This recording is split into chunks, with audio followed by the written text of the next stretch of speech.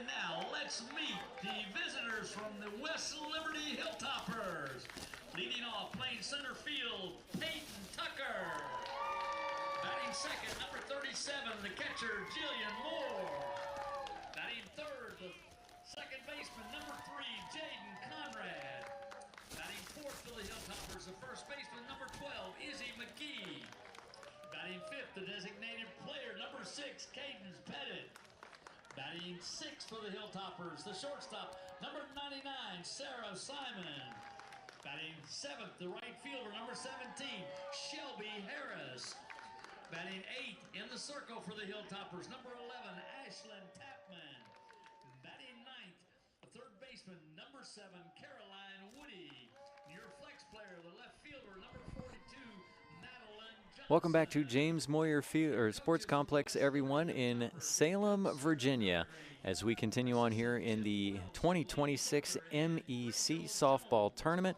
Earlier today, we had two games that ended almost simultaneously in the sixth inning on game enders that got to the run rule.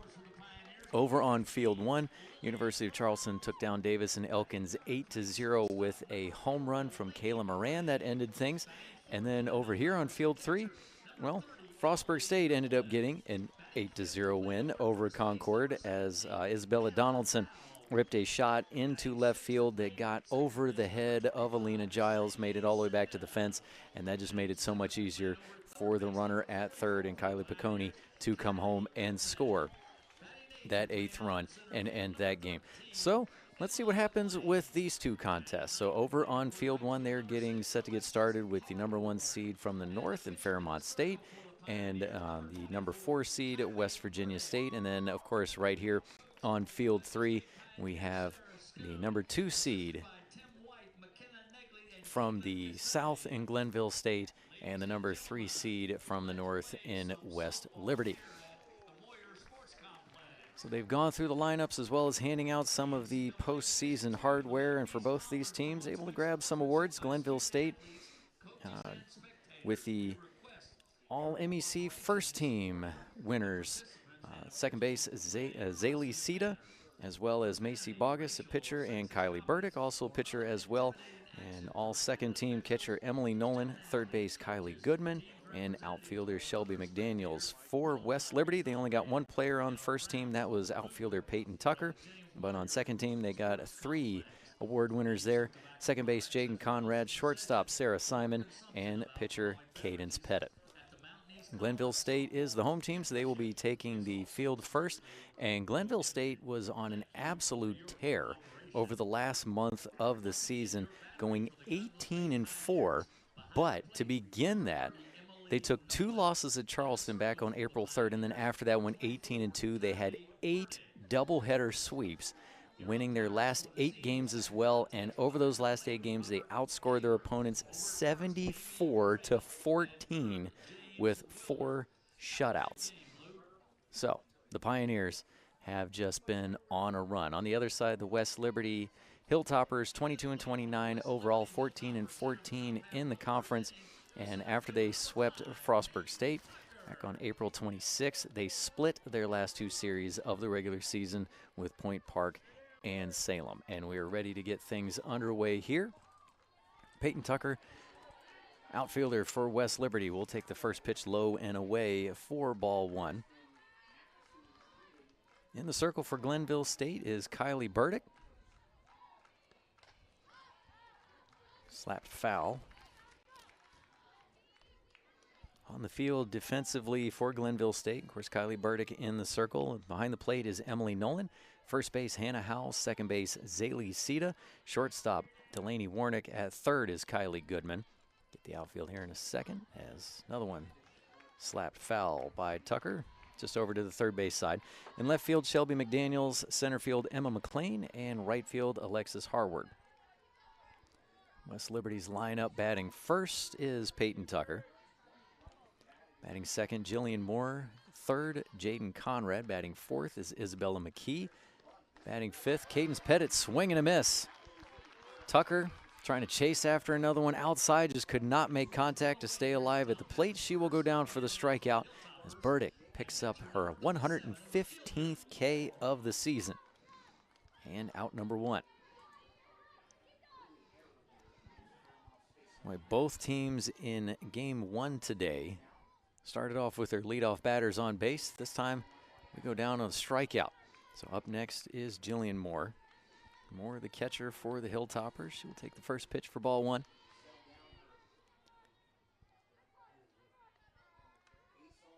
Batting sixth for West Liberty will be Sarah Simon, followed by Shelby Harris, Ashlyn Tapman, and Caroline Woody. Moore now with a 1-1 count.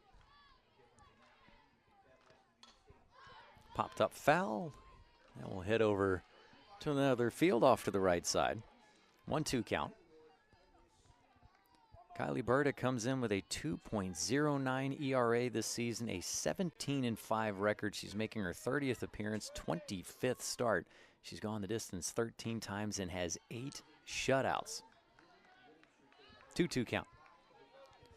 134 innings pitched coming in. She does have 1 save this year.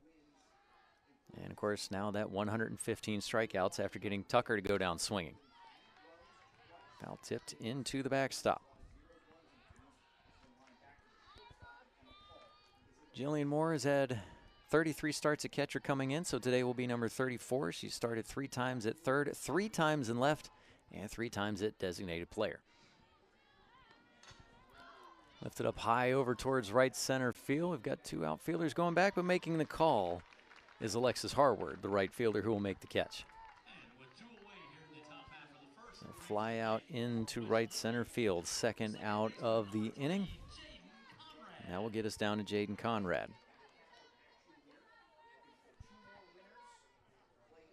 Jaden Conrad, another right-hander, stepping into the batter's box, trying to see if she can get something started here.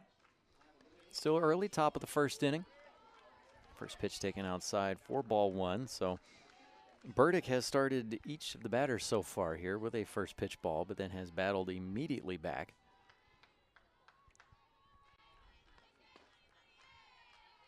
However, she won't get a strike here. 2-0. Conrad takes that one low and away. Jaden Conrad batting .333 coming into today. 51 hits, 29 runs scored, 14 doubles, 2 triples, and 3 home runs. She'll take one inside here, but off the plate. Conrad also 6 of 6 in stolen bases this season. So second base for the Hilltoppers will dig back in. And now she'll take a strike on the 3-0.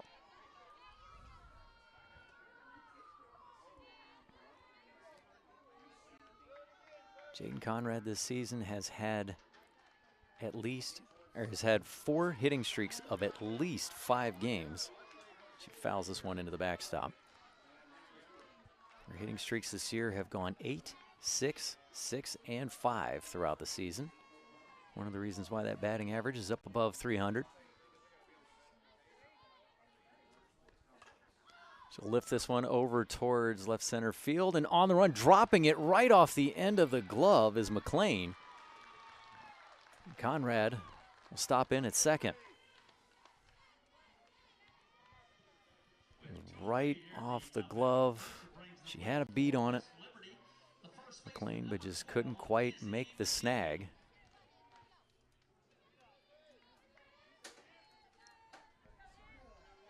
So an error for Glenville State. E8 gets a runner into scoring position with 2 away. And that will bring up Izzy McKee. Swing and a miss. Hard hack at the first one.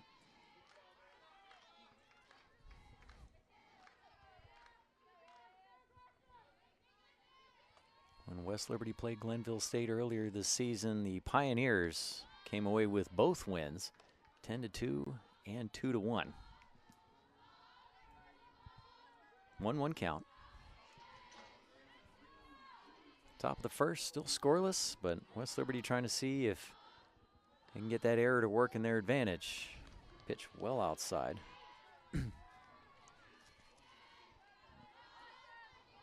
Again, Conrad hasn't been thrown out yet this year, but has only attempted 6 stolen bases.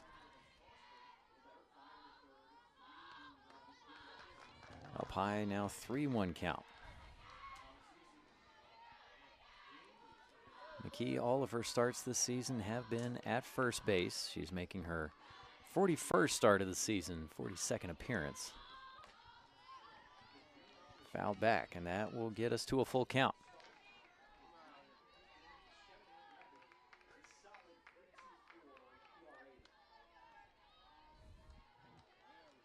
McKee has done very well toward the end of the season, and best time to be playing her best ball.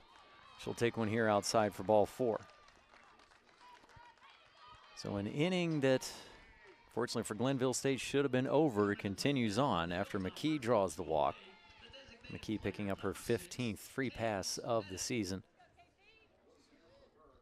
So 2 runners on. Quick timeout as Emily Nolan, catcher, will step out to the circle and have a word with Burdick. He's up next to the plate is Cadence Pettit. Was listed in the lineup as the designated player, but pretty sure she's going to be the starting pitcher. So the right-hander steps in. Takes first pitch for a strike.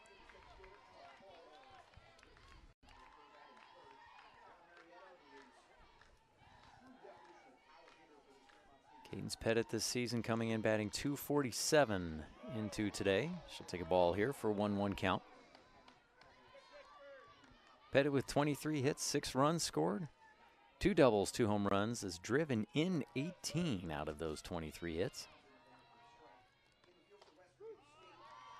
Good spot on the outside, just painting the edge for Burdick for another strike. Cadence Pettit, junior from Moundsville, West Virginia. High school teammates at John Marshall High School with Peyton Tucker. Taken outside, 2-2 count.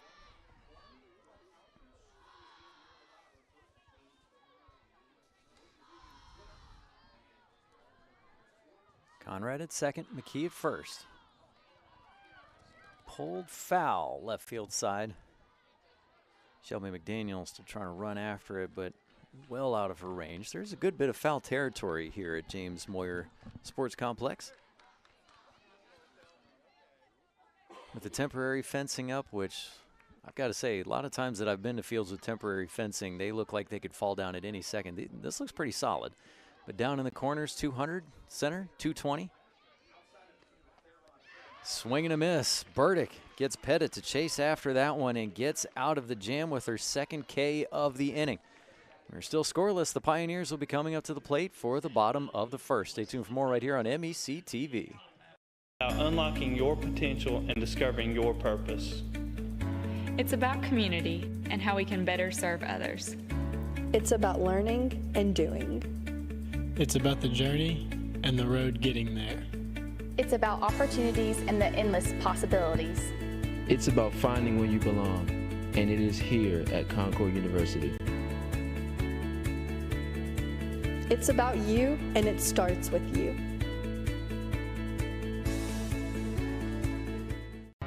What's possible when you have the freedom to explore things that inspire you? To be a part of a community that supports and challenges you. Where can you go to find the space and time to reach your goals? Who can you become when you're able to make connections in a place where you belong?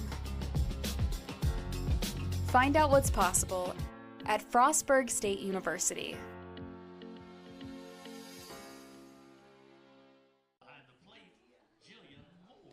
Bottom of the first inning here in the second game of Field 3. Day 1 of the 2026 Mountain East Conference Softball Tournament.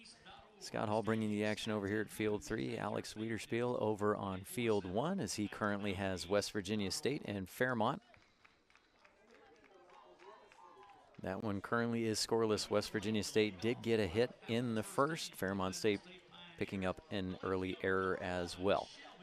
But over here, Glenville State will get to step up to the plate for the first time with this extremely talented offense that, as I talked about just before we got going here, has been on an absolute just blitz. And that is just off the glove going towards third. Caroline Woody trying to cut across, almost made the snag going to her left side. That will get McDaniels on board with a base hit. McDaniels, her 53rd hit of the season for the senior from Buchanan, West Virginia. And that will bring up Lillian Burns, the designated player. Squares to bunt, drops it down. It's going to head towards the circle. Pettit picks it up and gets it over to first, where Conrad is covering.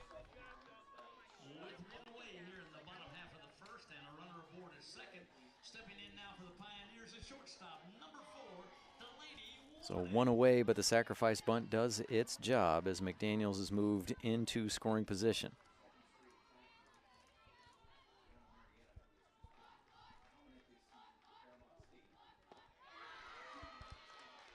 Swing and a miss for Delaney Warnick, going after one low for a strike. Warnick Jr. from Perryopolis, Pennsylvania. Fraser High School right-hander will dig back in. That one's sent a screamer along the ground into center field, bobbled a little bit by Tucker, but that won't matter. I don't think she was going to have a chance to try and throw out McDaniels coming for home anyway. So single into center field from Warnick and an RBI, and we already have one run up on the board.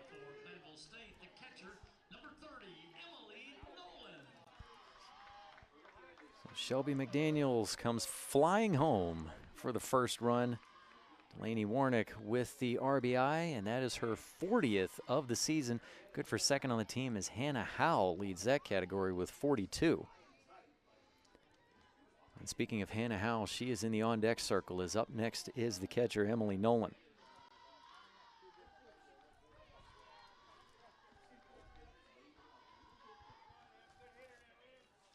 Nolan, another junior in this lineup from McDonald, Pennsylvania. She'll take the first pitch for a ball. So Glenville State has got quite a roster that they will be returning next year. And of course, I hate to say it, but you always know with the transfer portal, players just change all the time anymore. But if these players all choose to come back, Glenville State's going to have quite a lineup coming back next season for head coach Sarah Schoon. Schoon with 152 wins during her career as the head coach leading Glenville State. 3-0 count. Schoon took over in 2021 for a team that was struggling mightily. First season they went 11-30, but then improved to 17 wins, then 23, 26, 36, and this year 39. They just keep steadily going up. The 3-0 taken inside for a strike. Schoon has done an excellent job turning things around. Last year they were the #1 seed in the South. This time just barely getting the #2 behind UC. Taken inside and low for a ball. Nolan doesn't exactly take a walk down the first. She just about sprints her way down there.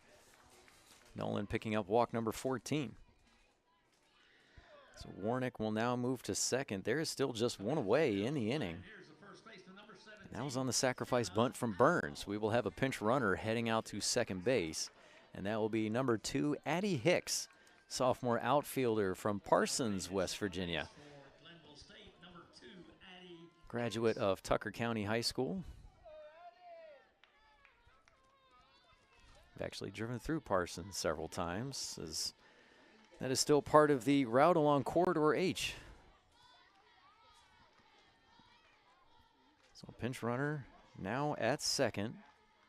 So a little bit more speed in the lead runner spot. And that will bring up Hannah Howell, the team leader in RBI with 42 this year. She'll take the first pitch outside for ball one, probably a pitch out at that point.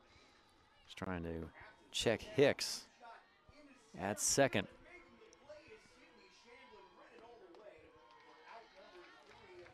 Pettit misses just a little bit high, 2-0 count. Hannah Howell coming in batting just under 300 this season at 292, 42 hits, 22 runs scored, 9 doubles, 1 triple, 5 home runs. But again, has been able to just find a way to drive people in. Let's see if she can do it here. popped up in the infield. Hicks very quickly having to retreat. Almost slipped in the dirt. Simon comes over from short and makes the catch right by the back edge of the circle. 2 away. On the field defensively for West Liberty, the circle is Cadence Pettit. Behind the plate, Jillian Moore. First base, Izzy McKee. Second base, Jaden Conrad. Shortstop is Sarah Simon, who was a star in last year's tournament. Third base, Caroline Woody. Left field, Madeline Johnson. Center field, Peyton Tucker. And right field, Shelby Harris. Up next to the plate, inside, Zaylee Sita takes it for ball 1.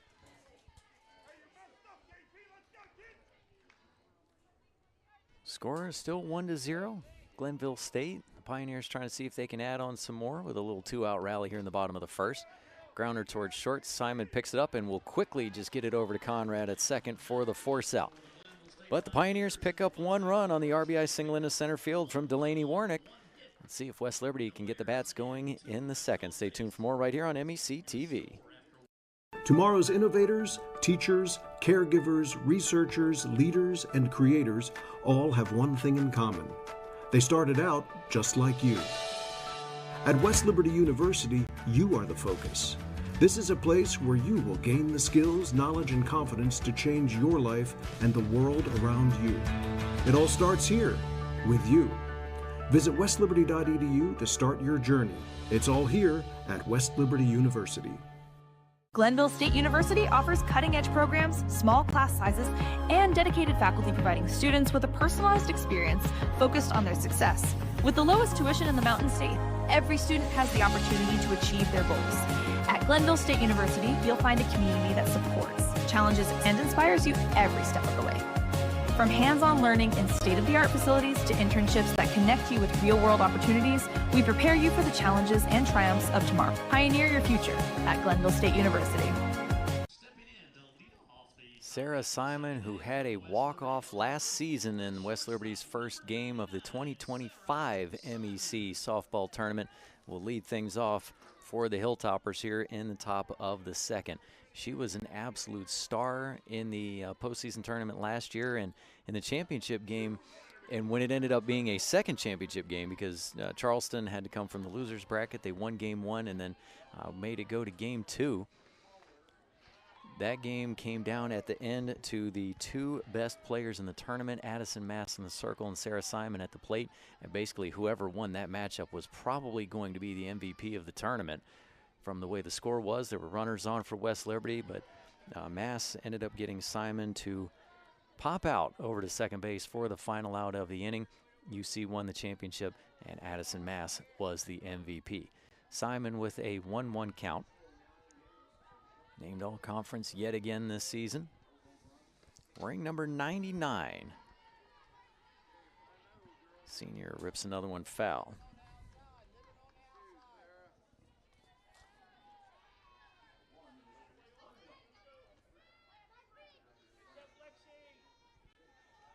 So Simon will dig back in with a 1-2 count. Again, leadoff batter here in the top of the second inning. Due up for West Liberty, Simon, Harris, and Tapman. Another foul ball. Simon coming into today batting .291, but 44 hits, 28 runs scored, 7 doubles, 1 triple, 3 home runs, 24 runs driven in. And Simon's actually had a little bit of a journey, if you want to call it that, around the field. So she's making her 41st start at shortstop today, but she also had 9 starts in right. And, well, she's going to rip one over towards the right center field gap. That's going to get all the way back to the fence, bounce off the bottom. Simon, oh, for a second it looked like Coach Pellegrin was going to keep her going and then stops her at the last moment, but great breaks from Simon at second. Stand-up double for the senior. That is her 8th of the season. She ripped it right back into that right center field gap.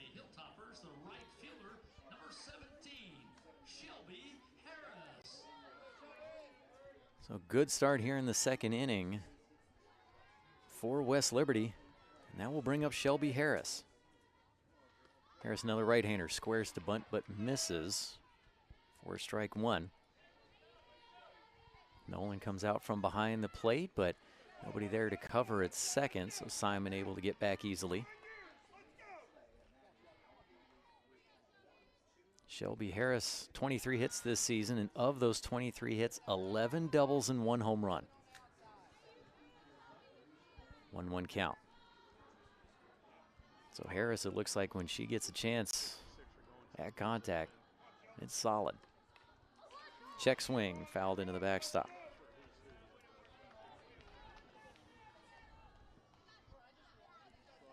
Shelby Harris starting in right field today, junior from Harpers Ferry, West Virginia, and Jefferson High School. A couple players from Jefferson played earlier today.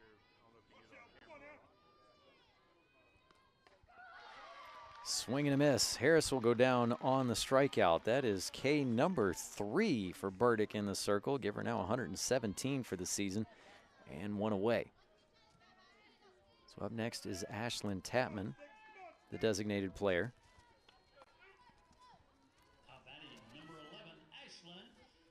Tapman this season with a .346 batting average, 18 hits and 52 at bats. 7 runs scored. She has 1 double. Big cut here for strike 1 for the lefty. So Sarah Simon still at second after the leadoff double into the right center field gap. West Liberty currently trailing 1-0. Foul ball into the backstop will move the count to 0-2.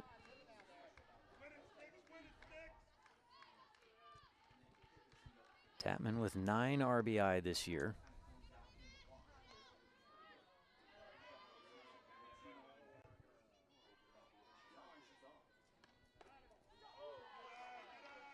Pitch taken outside on the 0-2 for ball 1. Tapman, her last 2 games at the plate, so didn't play all of both of those doubleheaders against Point Park and Salem, but she was 3 of 5 at the plate combined between the 2 games. Another one fouled into the backstop. Drove in 3 runs in the game that she played at was 3 of 5 with 3 RBI at Point Park, and then 3 of 4 with 2 runs and 2 RBI at Salem.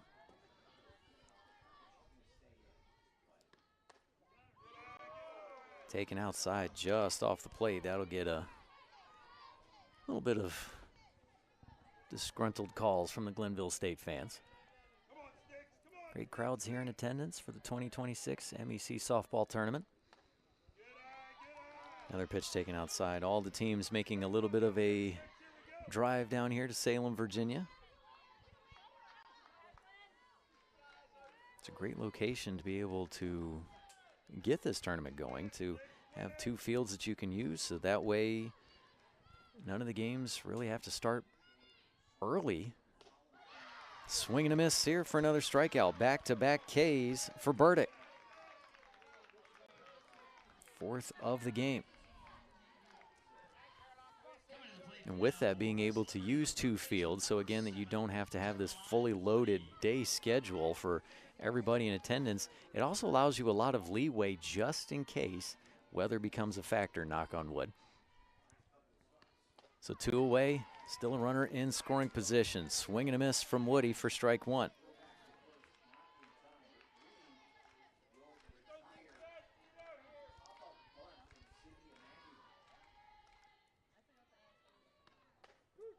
Caroline Woody will take a strike outside, 0-2 count. Woody, a senior from Elkview, West Virginia, and Herbert Hoover High School, making her 21st start of the year at third base, has started once at designated player. 0-2 misses outside for ball 1.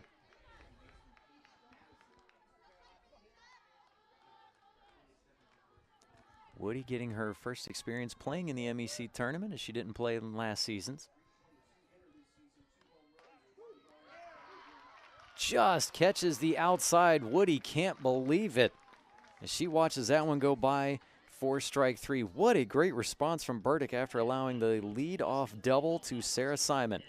Glenville State keeps the 1-0 lead, and their bats will be coming back up to the plate for the bottom of the 2nd.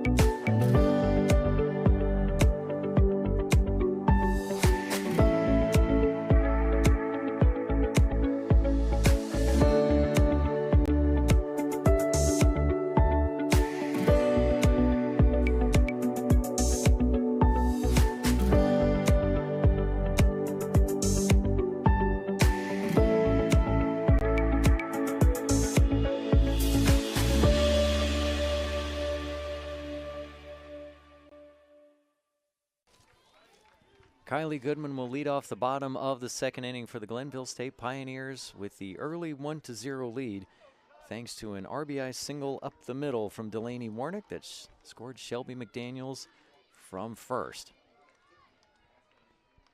Goodman starting at third base for Glenville State. The right-hander wearing number 44 will dig into the batter's box. Senior from Waynesburg, Pennsylvania. She'll take the first pitch for ball one.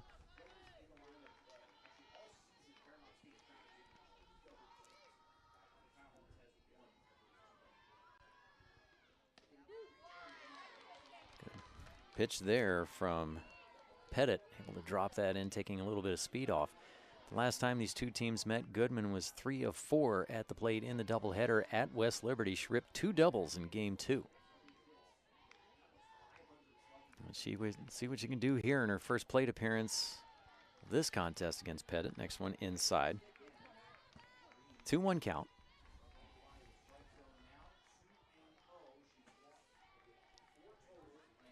Goodman this season with 23 hits, 11 runs scored, 4 doubles, 13 runs driven in, 9 walks, and 4 hit by pitches. Big swing and a miss there, going after a low one.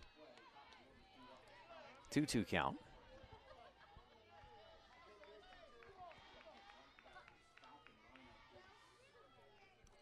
Jillian Moore, the catcher, still stepped out after that one and put a tag on her, but it wasn't quite strike 3 yet. Pulled foul over towards her own dugout.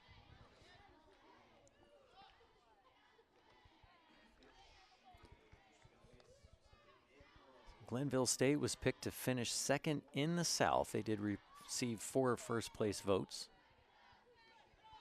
They were the #1 seed from the South last season, went 2-2. Unfortunately, didn't make it to the championship. Inside, ringer up. Goodman just catching the edge of the inside of the strike zone. Great spot for a strikeout. That is Pettit's first strikeout of the afternoon. Give her 66 for the year. That will bring up next the center fielder, Emma McLean, and she will take the first pitch on the outside for a strike.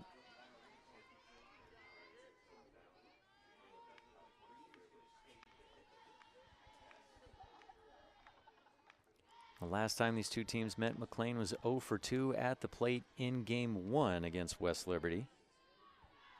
Then in game 2, had an RBI double in the 4th. That opened up the scoring. McLean this season hitting .315 coming into today. 41 hits, 25 runs scored, 10 doubles and 1 home run. 20 runs driven in, and that'll be a rocket shot towards the third base side. Counts 1-2. So clouds kind of keep rolling by, but nothing dropping. The flag out and left occasionally has been fluttering just a little bit. Again, when the wind has come, it's gone from right to left, but it really just has not been going on since these games got started. Inside just misses. 2-2 to McLean. Due up next behind her is Alexis Harward. She'll be batting in the 9 spot for Glenville State.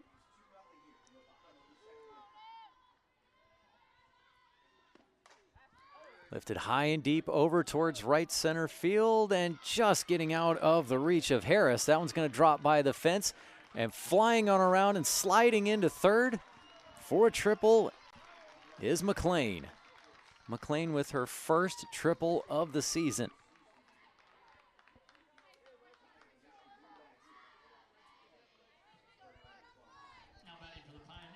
So 1 out triple.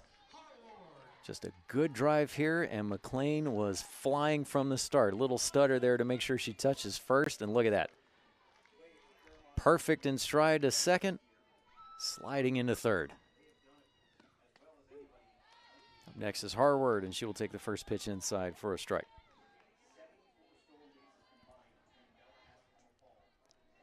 So Emma McLean, can she score her 26th run of the season? give the Pioneers a 2-0 lead. Ripped over towards first. That's a hard hopper that's going to get by McKee at first, and coming home to score is McLean.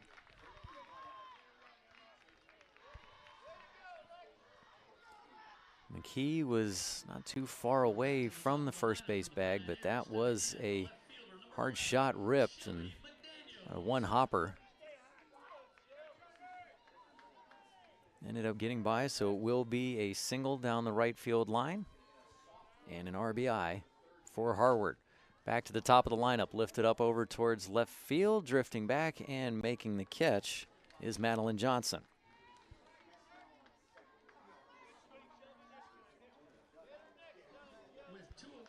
We're back to the top of the lineup there with Shelby McDaniels going down for out number 2 on the fly out to left.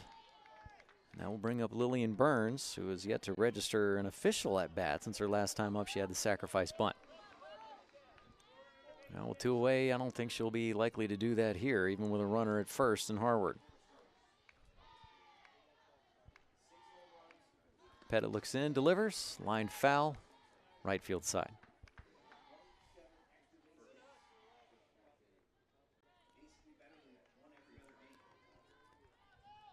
So Alexis Harward picks up her 14th RBI of the year, giving Glenville State the 2-0 lead.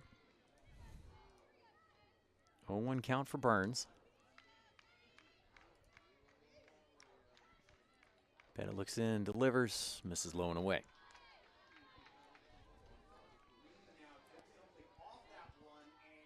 Burns only faced one pitcher last time up, being able to put down the successful sacrifice bunt. Comes into today batting .330 this year, making her 47th start. She has 35 hits and 2 doubles. That one taken inside for another ball.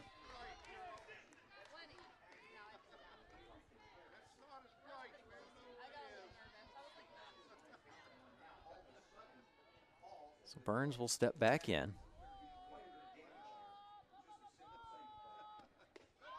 Taken up high. 3-1 count. Burns the majority of her starts. Well, she started 23 times in right field. She's making her 22nd start at designated player. She's had 2 starts in left as well. So it's either the outfield or DP for Burns. Taken inside for a strike, diving back in over at first is Harward despite no throw. But as the runner, you don't want to take a chance when you see a potential pump fake. Just get back and get down.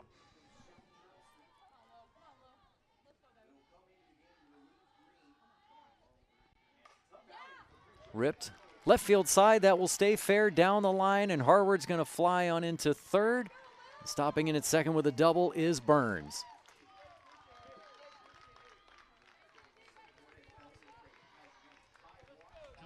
Burns picking up her 3rd double of the year.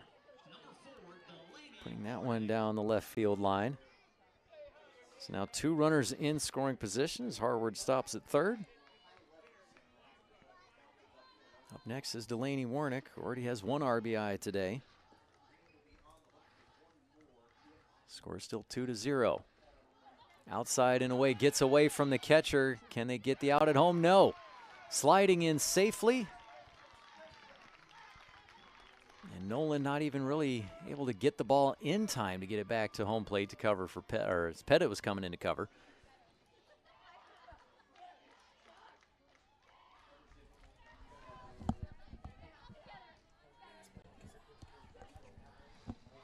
So passed ball on Nolan will bring in another run. And get Burns 60 feet closer as she stands now at third. Excuse me, Jillian Moore.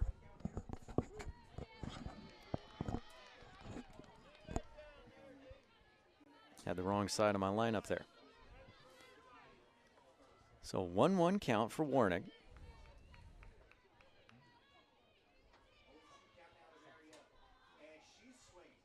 Pettit delivers, grounded in the infield. Hopper over towards third. Woody comes up firing and gets it over to McKee in time for the final out of the inning. But Glenville State adds 2 more. They lead 3-0 as we move on to the top of the third. Can West Liberty get the bats going? Stay tuned and find out. It's coming up next on MEC TV. Being a champion takes more than skill, more than endless drills, more than using your head. Being a champion takes the heart to give it your all, the agility to thrive from any angle, and the relentless drive to be the best. Welcome to Division II, where the pursuit is yours to create, and the question isn't, can you do it? Correction, Warnick will be coming back up to the plate. Looks like she made double contact while she was still in the box, so that means it is just a foul ball. If she had been out of the box and hit the ball again, she'd be out. So instead, we come back with 2 outs, still in the bottom of the second inning. It was a 1-2 count. Now the count will even out at 2-2. Moore came up quick to check Burns at third. This one's lifted high and deep out to left field. Look up and say goodbye. A towering shot from Warnick. West Liberty thought they had out number 3, and instead it's going to be a 2-run bomb.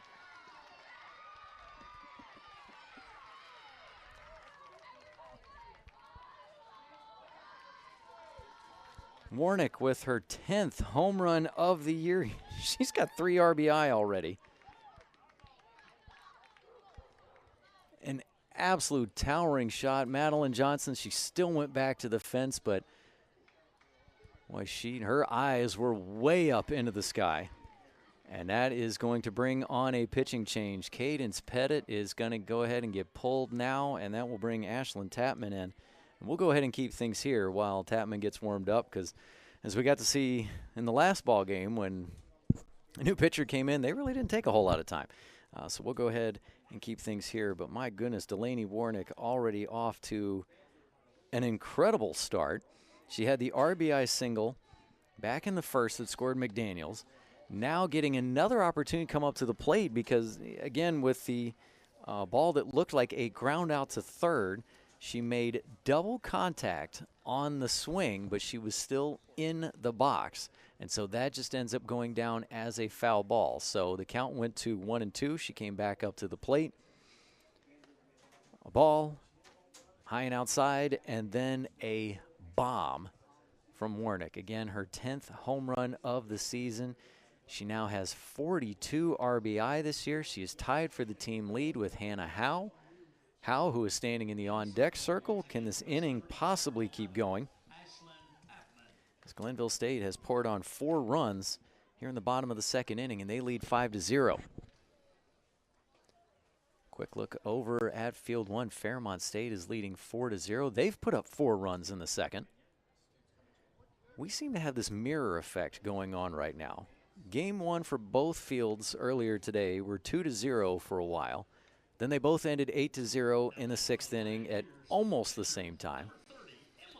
And now here, now granted the score is a little different with this one. Glenville State's leading 5-0, Fairmont State's leading 4-0, but both teams so far have put up 4 runs in the second, as now Fairmont State and West Virginia State have moved on into the third, while we still keep going here in the second.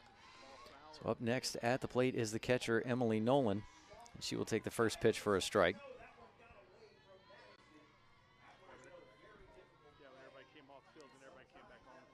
So Tapman in the circle, delivers the ball. So Tapman, who on the initial lineup sheet that we were given was listed as the pitcher, but ended up going to DP so that Pettit could come in to pitch. And now she is in to pitch, and she has a 1-2 count on Nolan, watching both of those go by. Tapman this season, a 4-6 record, 4.34 ERA coming in. She's making her 22nd appearance in the circle. She's gone the distance once, has 1 save, has pitched 48 1/3 innings this season, and has 35 strikeouts. Emily Nolan now with a 2-2 count.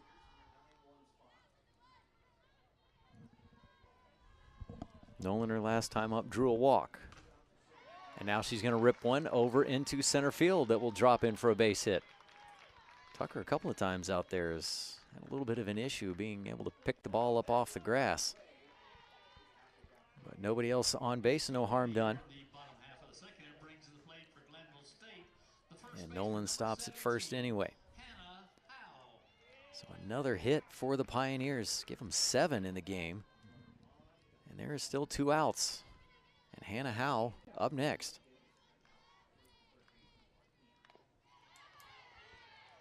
Howe foul tip. A couple of ricochets on its way back. And remember, folks, this was an inning that everybody thought was over when Warnick was at the plate. Again, what looked like a ground out to third, but a double hit while still in the box. Brought everybody back out. Ripped foul. Ducking over there at third is head coach Sarah Schoon.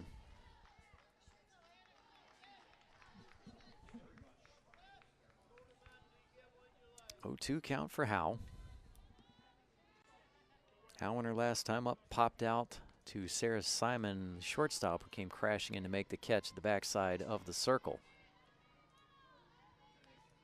Next pitch from Tapman high and outside on the 0-2, possibly a pitch out as Moore makes a quick check over to first. This season, Emily Nolan is 3 for 3 in stolen base attempts. Started to swing, but holds back on high and outside. 2-2 count. They will not check down to first. Our umpires here for this game behind home plate, Robert Gaylor. First base, Amy Grail, and third base, James Wilmer.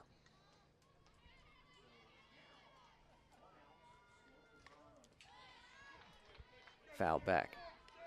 6th pitch of the at-bat coming up next. Howe has been able to foul off 3. Again, Glenville stay with a 5-0 lead. The winner of this game tomorrow will take on the winner of Fairmont State and West Virginia State. Sent up way high in the air in left field, but this time Madeline Johnson is able to easily make the catch for the final out. Now we are sure is the final out of the inning, but Glenville State puts on 4 more runs. They lead 5-0. West Liberty, they've got to get the bats going, and it's coming up next for the top of the 3rd.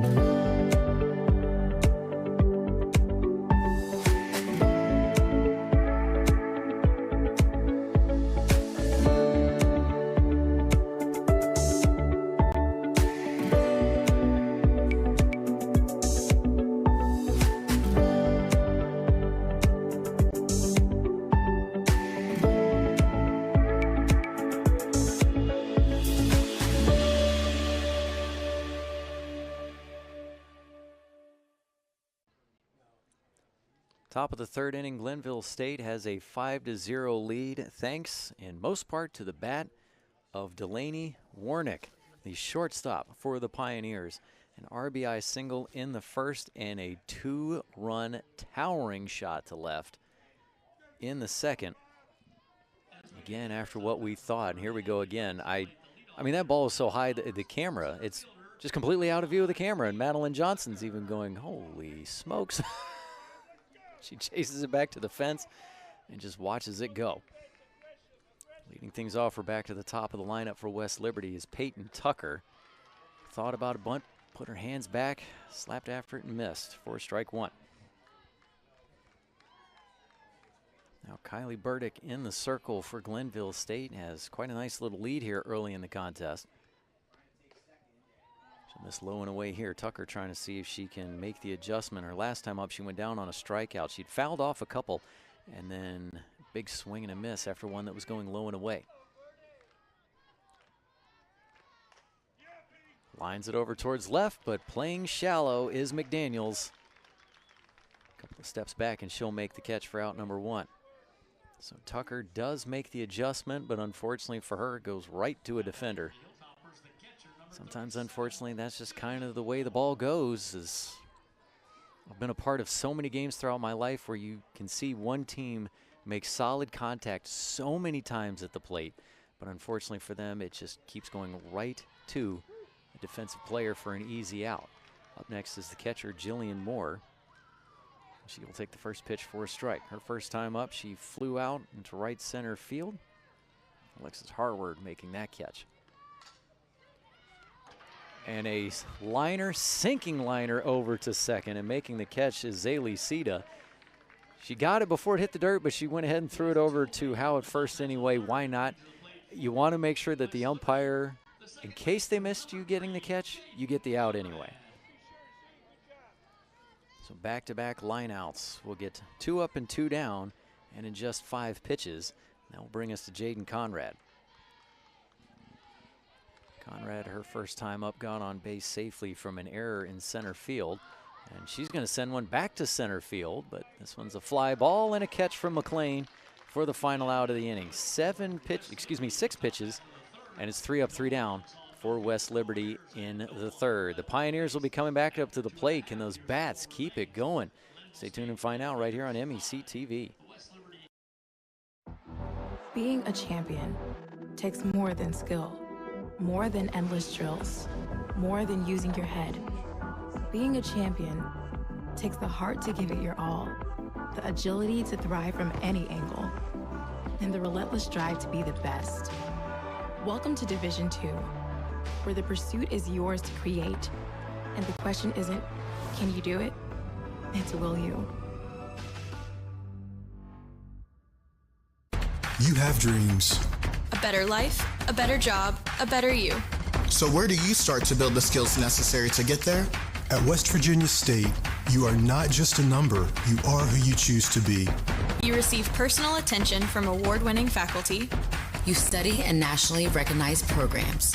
You learn the skills that will get you the job you know you can have. No matter where you want to go or what you want to do, it starts at State. 5-0 is the score here between Glenville State and West Liberty. The Pioneers with the big lead early. And their bats are coming back up here in the bottom of the third. Over on the other field, your score is 4-1. Fairmont State on top. West Virginia State able to get a run there in the third as Moore drove in Sloan LeBron for an RBI single.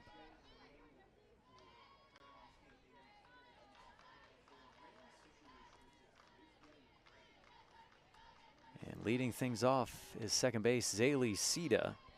She will take the first pitch well off the plate for ball 1.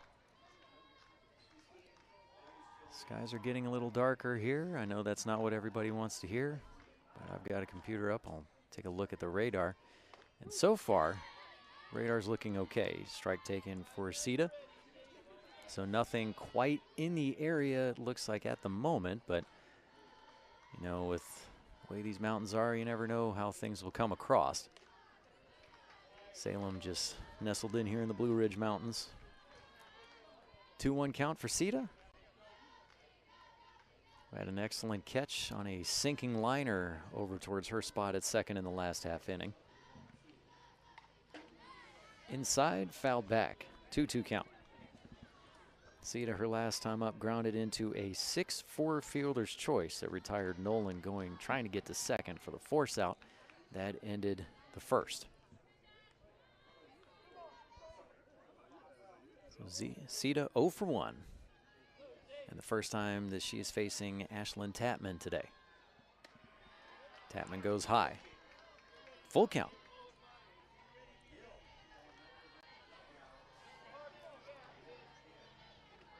Sita this season batting .380 coming in. 60 hits, 25 runs scored. She fouls off another one trying to stay alive at the plate. 7 doubles, 1 triple, 4 home runs. Named first team all-conference as well, especially with those numbers.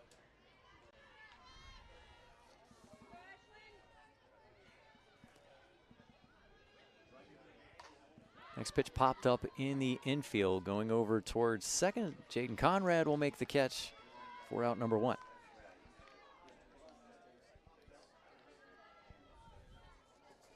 Osita popping out to essentially her position over on the other side.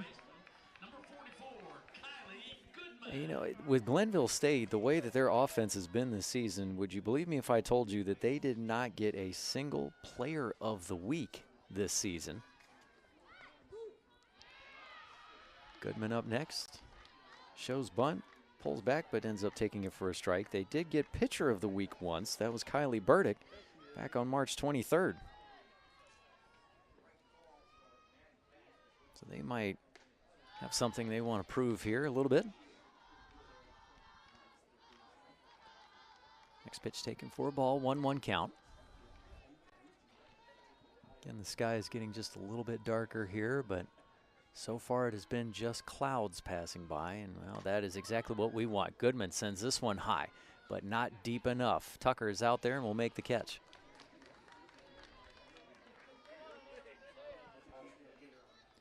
So good start here for Tapman in the third. 2 up, 2 down.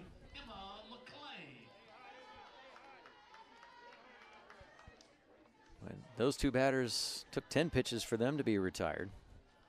Took a little bit longer than the last half inning for West Liberty State. That one pulled foul left field side. Up next, Emma McLean, the center fielder.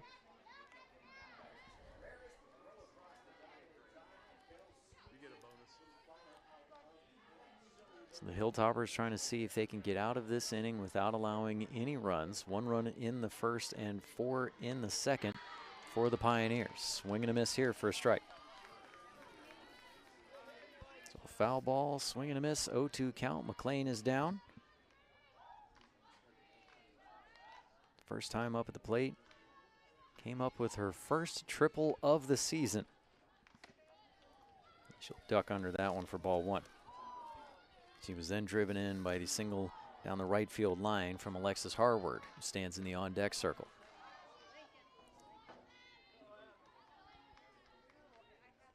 So McLean awaiting the next pitch from Tapman. Sends that foul, first base side.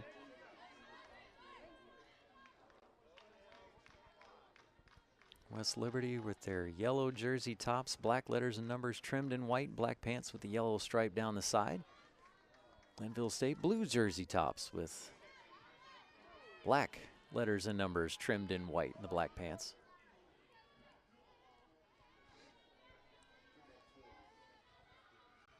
Tapman delivers. This is off the plate. 2-2. Still no changes defensively for West Liberty other than in the circle as Ashlyn Tapman took over for Cadence Pettit. Behind the plate, Jillian Moore. First base, Izzy McKee. Second base, Jaden Conrad. Shortstop, Sarah Simon. Third base, Caroline Woody.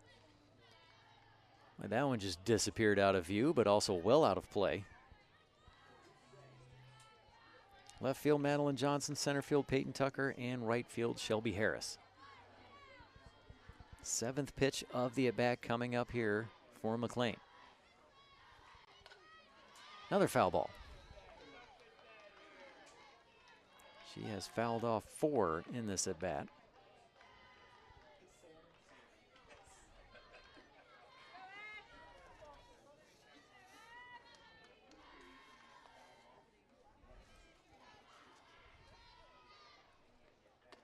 Inside high, McLean started to lean because I think she was expecting that one outside and then had to pull back quickly. Full count. 9th pitch of the at-bat coming up next. Pulled over towards third. Woody scoops it up. Low throw to first. Not in time. Hustling down the line is McLean, and she will beat it out for an infield single. So McLean with the speed as she also leads the team in stolen bases this year with 23. I mean, look at this, just absolutely legging it out. Woody, couple of steps before trying to get rid of it. Makes it in safely. So now McLean with a triple and a single. The 2-out runner on and trying to steal second and cannot get there in time.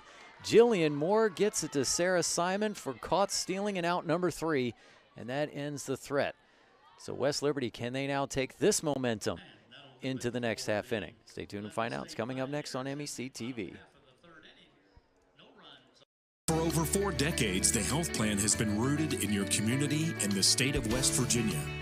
A steady part of your family and your business. We're here for you with health services designed to manage and improve your well-being. The health plan is powered by a team of dedicated healthcare professionals and trusted local partners. Because your health deserves more than just coverage. It deserves commitment. The health plan. Here for you. Davis and Elkins College continues leading the way, and we did not slow down, even during the global health crisis.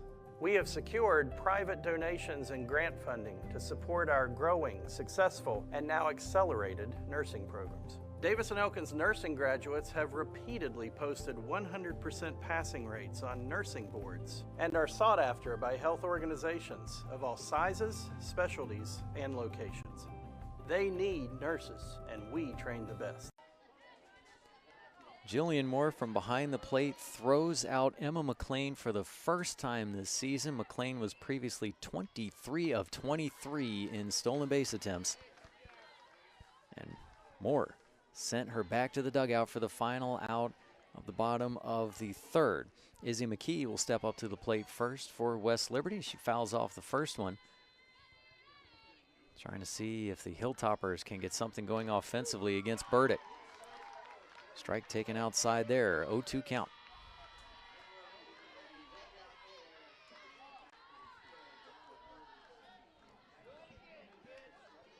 McKee, her last time up, drew a walk, so yet to register an official at bat. The 0-2 taken outside for ball one. There's only been just a couple of base runners on for West Liberty, and when they've had somebody on, they haven't been able to find that timely hit to bring them in. Grounded foul. First base side, and one of the assistant coaches able to make the snag on that one to keep it going from the outfield. Able to grab that before, or just behind Howe. Pop back foul, high off the net.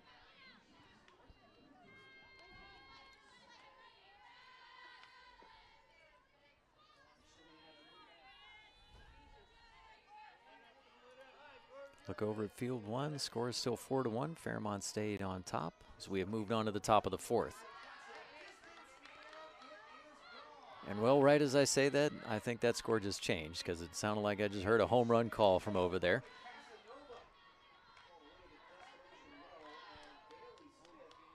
So McKee will step back in, grounded to short, scooped up by Warnick. A good stretch from Howe over at first. 4 out number one. So 6-3 ground out. We'll send McKee back to the dugout. And that will bring up Cadence Pettit. So Pettit is staying in the lineup.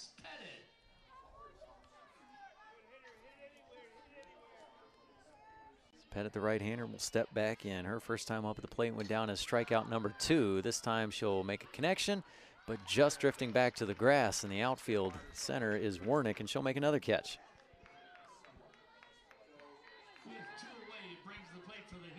So one pitch there to Pettit, and out number 2. That will bring up Sarah Simon, who is 1 for 1 to start today, or last time up, had the double into the right center field gap. Trying to see if maybe she can start a 2-out rally for the Hilltoppers. That pitch from Burdick just misses on the outside.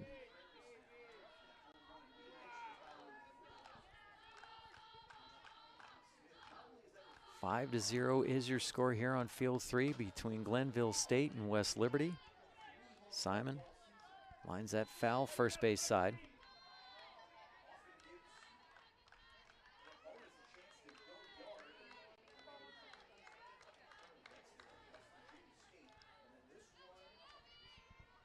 Simon will dig back in, 1-1 count. That's a hard liner over into right that's going to drop in, and Simon will be able to beat it out towards first.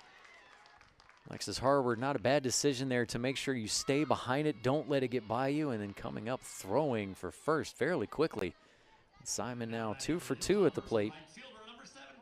Double and a single as she keeps going with the outside pitches and sending it to opposite field.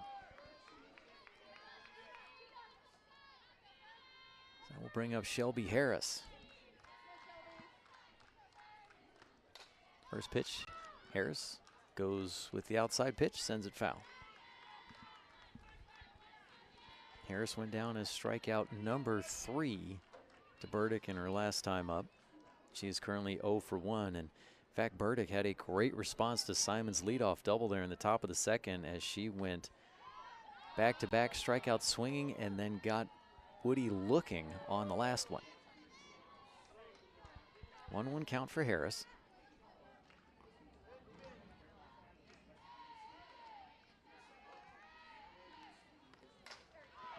Driven, left center field gap. That will make it all the way back to the fence. Simon is flying around third, and she's going to keep wheeling on in for home. Stopping in with the RBI double is Harris. And Simon is fired up. West Liberty on the board now. Simon got it started with the single into right field. And she went 3 bases on that one. On the double all the way back to the fence from Harris.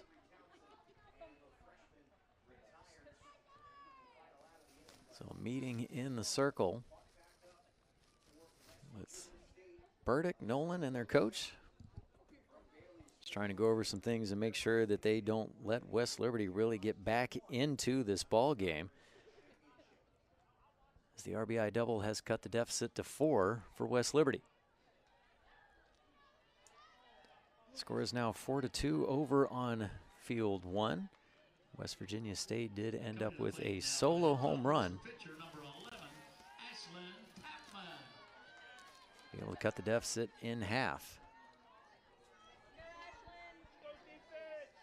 So Ashlyn Tapman, who started out as the DP and is now the pitcher, will step up. She'll attack the first pitch, drive that over into center, and dropping down to the ground for a great catch is McLean.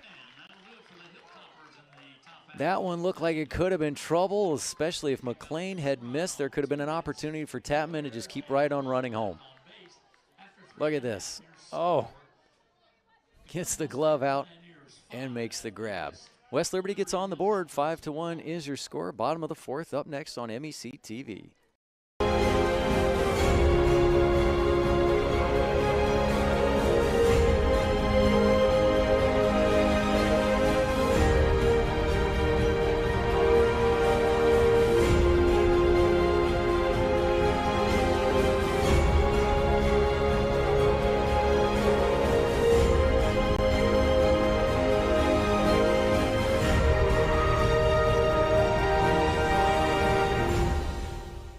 For over 4 decades, the health plan has been rooted in your community and the state of West Virginia. A steady part of your family and your business. We're here for you with health services designed to manage and improve your well-being. The health plan is powered by a team of dedicated healthcare professionals and trusted local partners. Because your health deserves more than just coverage. It deserves commitment. The health plan. Here for you.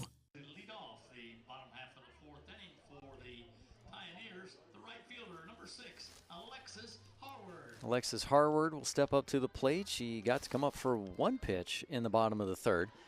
But then Jillian Moore came out from behind the plate and threw out Emma McLean for the first time this season. So Harward will now get an actual chance at an at-bat here. First pitch from Tapman inside for ball 1. And speaking of first, so over on field 1, Bailey Smith hit a solo home run, her first bomb of the year. So she was the one who was able to get it to the 2-run deficit now for West Virginia State. Next pitch taken outside, ball 2. Harward, in her first time up, had an RBI single down the right field line that scored McLean. That got things going in the 2nd inning. And she fouls us back into the net.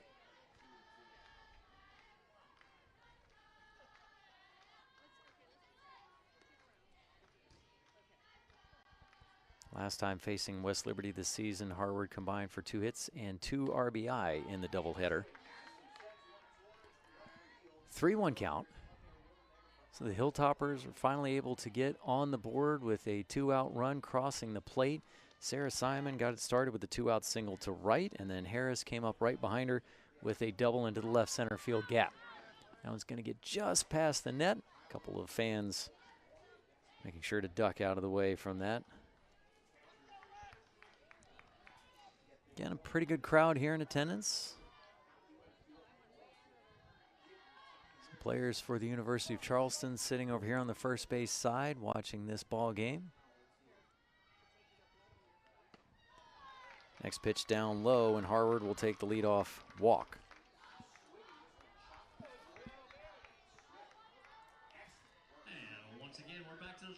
So Harward has now reached base safely in both of her plate appearances, and that will bring us back to the top of the lineup with Shelby McDaniels.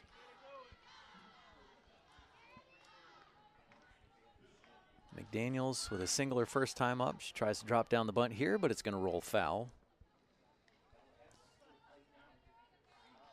Last time up, flew out into left.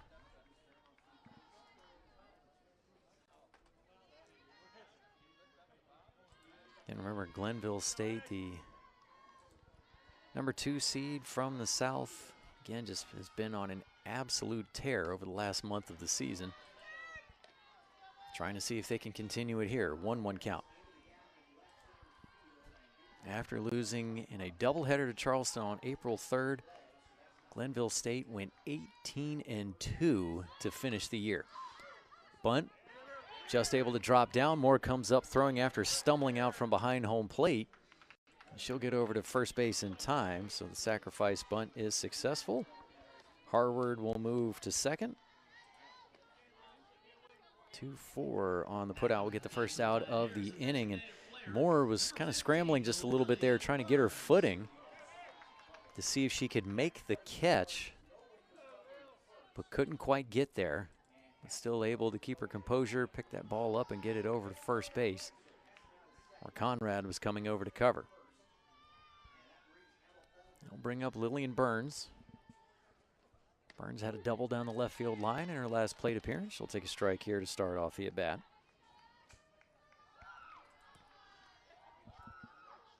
Burns then, after initially thinking that the inning was over on what looked like a ground out to third, then came back out and was the run to come across the plate on Warnick's 2-run shot. Next pitch fouled off on the slanted roof that goes over top of the stands on the first base side of field 3 and the third base side of the field off to the right. Hard chopper over to second. Conrad has it, gets it over to first in time. So it's a 4-3 ground out, but it does move Harward over to third. Is now 60 feet away from crossing the plate. Time is called by Coach Pellegrin. She'll step out to speak with the outfielders, as one of the assistant coaches will come and talk to the circle. Coach Pellegrin in her 3rd season leading West Liberty. Took over in 2024. Got 20 wins that season. Came into the MEC tournament as the number 4 seed in the North. Went 2-2. Last season they were 31-25. Got the number 2 seed in the North. Went 3-2, but unfortunately lost in the championship to University of Charleston. West Liberty got there at 3-0. All they had to do was just win 1 game, but unfortunately they just could not make the adjustment on Addison Mass, who after a slow start to the tournament just went on an absolute domination roll through the rest of it.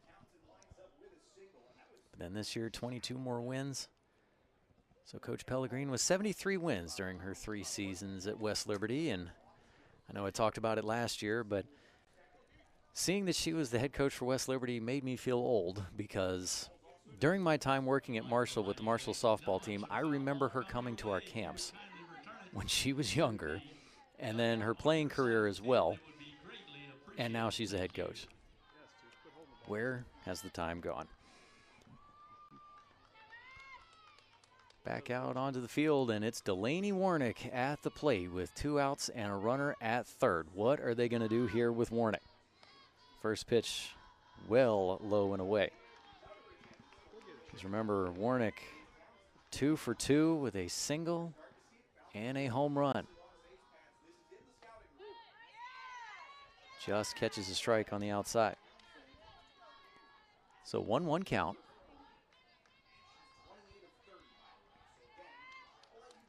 Warnick had her 10th home run of the season in her last plate appearance. She'll let that one go up high by the eyes. Up to 42 RBI this season.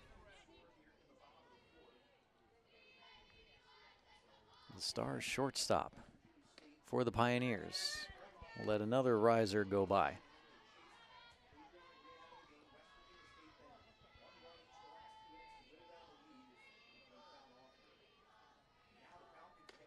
Warnick leans back, and we'll take that for ball 4.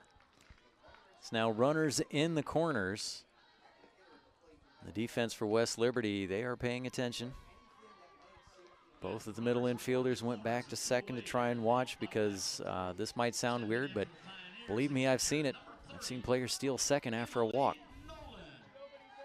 Up next, Emily Nolan.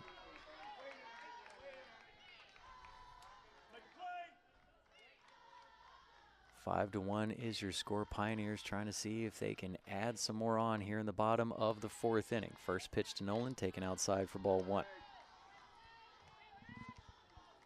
Nolan in her first plate appearance drew a walk. Second time up, single into center field.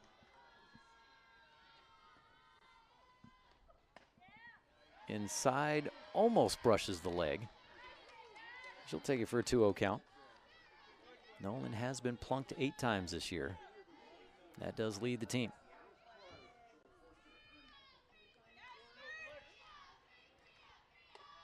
Outside again, ball 3. Outfield looks like they're playing about a step or 2 deep on Nolan. She has 10 doubles and 3 homers this year. And again, runners in the corners. On the 3-0, Tapman get the inside edge for a strike. Over on field 1, your score is still 4-2. Fairmont State on top. Ripped over to right field. That'll drop in for a base hit and bring in another run. Nolan with the RBI this time.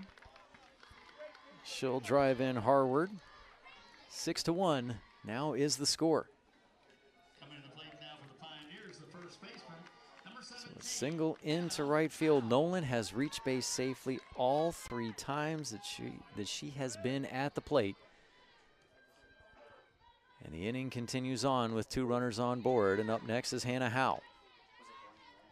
She'll take the first pitch inside for a strike.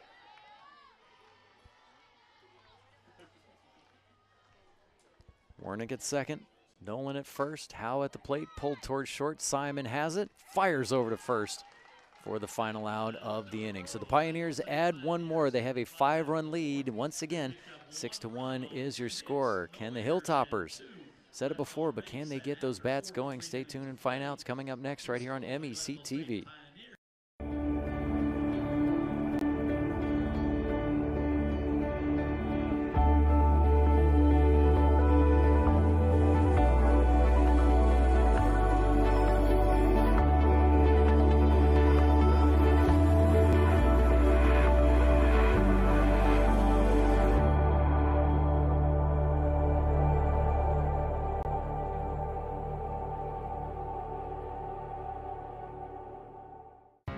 What's possible when you have the freedom to explore things that inspire you? To be a part of a community that supports and challenges you? Where can you go to find the space and time to reach your goals?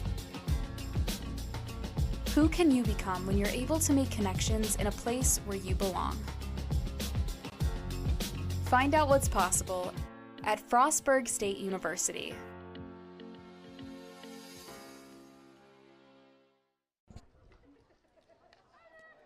Macy Bogus now in the circle for Glenville State. Burdick Had a great outing through the first 4 innings, allowing just the 1 run to West Liberty, but Glenville State probably, head coach Sarah Schoon thinking, they were starting to get to her just a little bit there late. Might be a good time to go ahead and pull her and put in Bogus. Bogus, who comes in with a 1.88 ERA, is 15-4 this season, making her 24th appearance out of her 19 starts. She has gone the distance 13 times, has 3 shutouts, 122 2/3 innings pitched, and 67 strikeouts. And she will be facing the 9-1-2 batters here in the 5th. Woody grounds it over towards second. Good backhand stop from Sita, who gets it to first.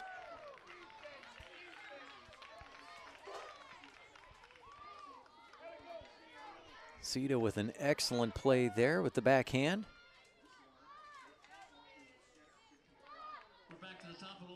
So no other defensive changes for Glenville State.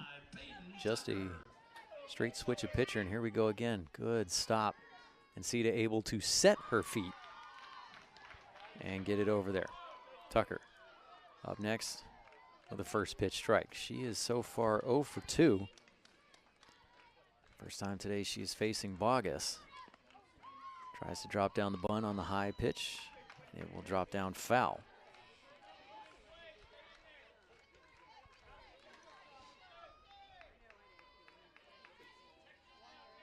Macy Bogus, a transfer from Youngstown State. She's in her first season with Glenville State. Next pitch taken outside on the 0-2 for ball 1. Bogus did have a season-high 7 strikeouts the last time these two teams met. She earned the win, allowing just 1 run in 7 innings. Tucker pulls it to second. Zeta takes it off the hop and gets it to first. So back-to-back 4-3 ground outs. Zaylee Sita with the hot glove over at second, getting the first 2 outs of the inning.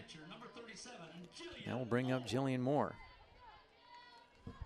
West Liberty has been fairly aggressive at the plate. Not too many times their batters have gone through a lot of pitches. First pitch to Moore taken outside for a strike.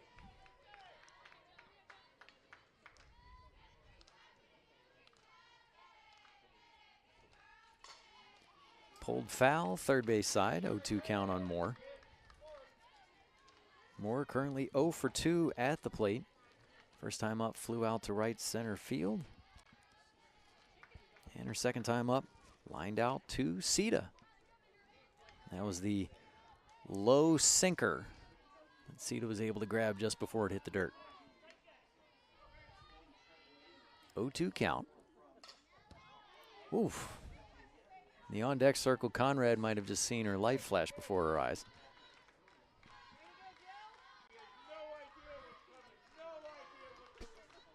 I have seen a few instances where probably the people in the on-deck circle wish that there was a screen in front of them. 0-2 taken for ball 1. Excuse me, on a circle for Glenville State, number 55, Macy Bogus. 6-1 is your score. The Hilltoppers got 1 run in their last inning, trying to see if they can add on here. And a good start as Moore drives that up the middle. 2-out single into center field. Now Jaden Conrad will get to come up to the plate, trying to see if they can do what they did in the last inning. Sarah Simon had a 2-out base hit into right, and Harris followed that up with a double that Simon came around to score. Conrad currently 0 for 2. She did reach base safely in the first, as that one was a dropped fly ball from McLean in center.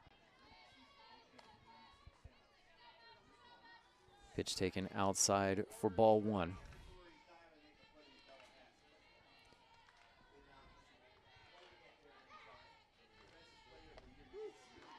This time, strike on the outside. Good spot there from Bogus.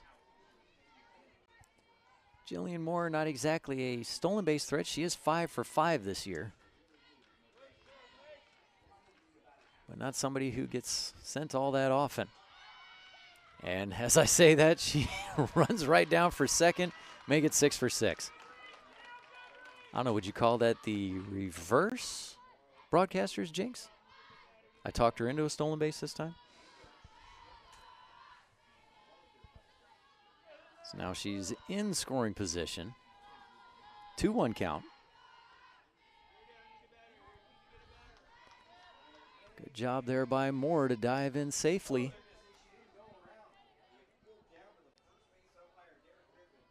Conrad hops that one actually foul, as it looked like it went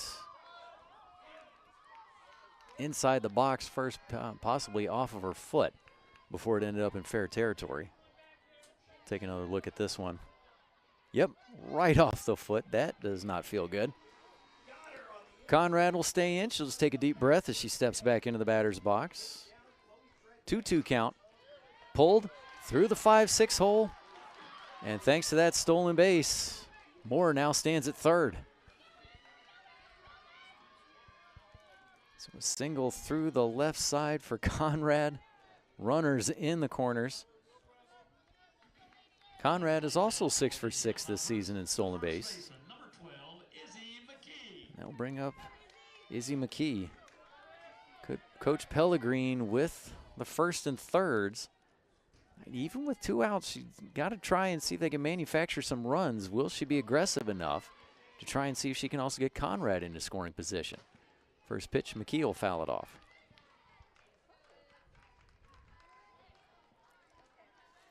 McKee looking for her first hit. She did draw a walk in the first. Second time up at the plate, grounded out to Warnick at short. Bogus delivers, misses, throw down towards second, cut off. We've got a rundown between first and second. They will get her out, but I believe the home plate umpire said the run crossed in time. And I think they want to check first, but I do believe the home plate umpire pointed to first. And actually we've got, I think Coach Pellegrin wants to try and ask about this one on maybe did we have interference on trying to allow Conrad to get back to first. And that is rough. But they did say that Moore scored.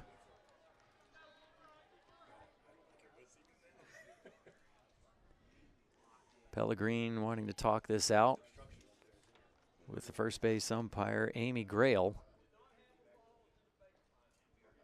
And now the umpires will get together and talk this one out. Well, Glenville State's all gone back to the dugout.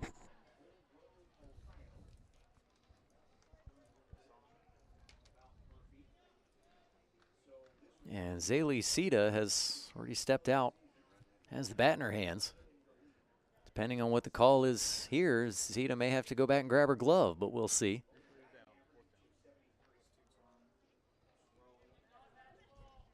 So with the first and third attempt, they were able to get a run across the plate, so Moore did come home.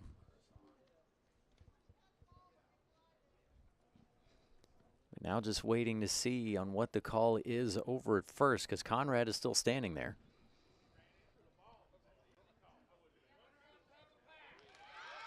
And they did call interference. So Conrad is safe at first. And now that will bring over Coach Schoon to have some words with the home plate umpire. So Sita did have to go back and grab her glove again. Pioneer defense will head back out to the outfield.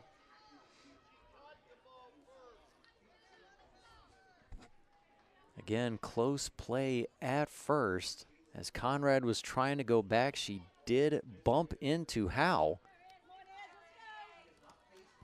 I guess that is what they will call there for the interference, saying that it wasn't quite a clear path to get back to the bag. And now we have to figure out what the count is. I know McKee had a foul ball initially, but then what was, can't quite remember what was the pitch. What the call was, anyway. And hold up your hands. There we go, 1-1. Feels like everybody was waiting to find out what the count was, including the players out on the field. So McKee back up at the plate, watches that one go low and away for ball 2. Well, earlier today we had what we thought was the end of an inning, and Warnick came back up and hit a bomb. Now McKee's going to drive a grounder. Awkward for Warnick. She can't get it to second for the tag out.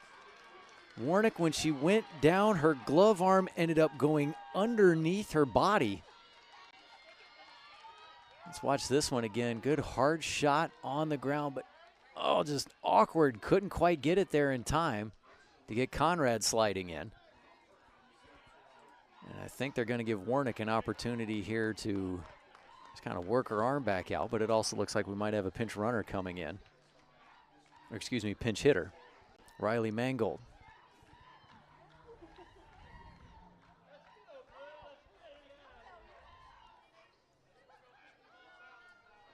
So McKee reaches base safely. Conrad is at second. And a pinch hitter, Riley Mangold, coming up next. Mangold this season appearing in a game for the 40th time this year.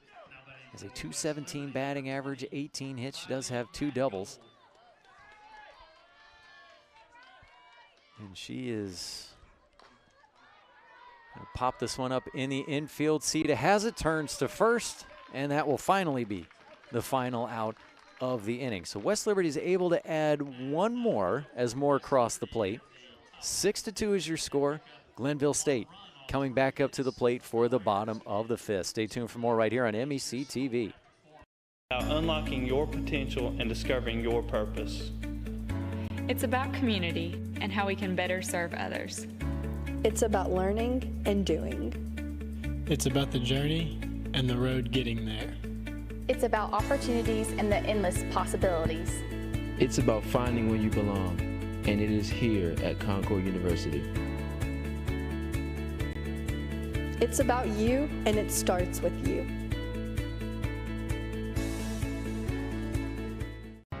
What's possible when you have the freedom to explore things that inspire you?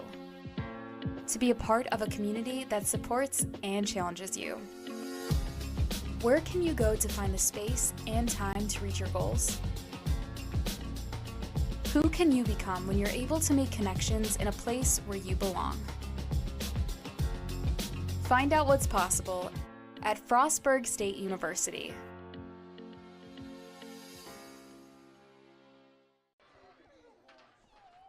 So Riley Mangold, who came in the offensive side for Cadence Pettit, will now come out to the circle for West Liberty. So the Hilltoppers up to their 3rd pitcher of the game. Mangold this season a 3.28 ERA, 4-3 record, her 21st appearance in the circle. Out of 5 starts, she's got 2 complete games, 1 save, 74 2/3 innings pitched, 50 strikeouts. She is just behind Annalise Davis for second on the team in innings pitched. The first batter she will face is Zaylee Seda. And Mangold will get a strike. So Seda will finally have a chance to come up to the plate after when she thought she was going to be coming up to the plate, but then they called interference over at first. And Mangold drops that in for a beautiful strike on the outside. So 0-2 count for Seda. Seda currently 0 for 2 in this contest. Swing and a miss. She chased one going way high and outside. Mangold comes in and immediately gets a strikeout. 51st of the season. And 1 away in the inning, and that will bring up Goodman. Kylie Goodman currently 0 for 2. First time up went down as a strikeout to Pettit. She'll foul this one off. And Goodman in her 2nd plate appearance, that was against Tapman. She flew out to center. And now she will get to face Mangold. So not really having a chance to adjust to a pitcher. Inside, taken for a ball. 1-1 count. West Liberty defense, now Riley Mangold in the circle, Jillian Moore behind the plate. First base, still Izzy McKee. Second base, Jaden Conrad. Shortstop, Sarah Simon. Third base is Caroline Woody. 2-1 count now for Goodman. Across the outfield from left to right, Madeline Johnson, Peyton Tucker, and Shelby Harris. 6-2 is the score. Pulled towards short. Simon has it off a hop and guns it to first. 4 out, number 2.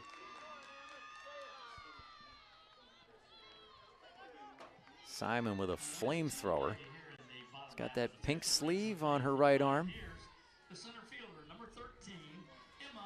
And that will bring up Emma McLean, center field, who already has 2 hits today. First time facing Mangold. First pitch inside low, ball 1. So McLean, her first time up, had her first triple of the season. Later came in to score from Alexis Harward, who was standing in the on-deck circle. And next time up, after a long at-bat against Tapman, ended up with a single. Pop foul, right field side.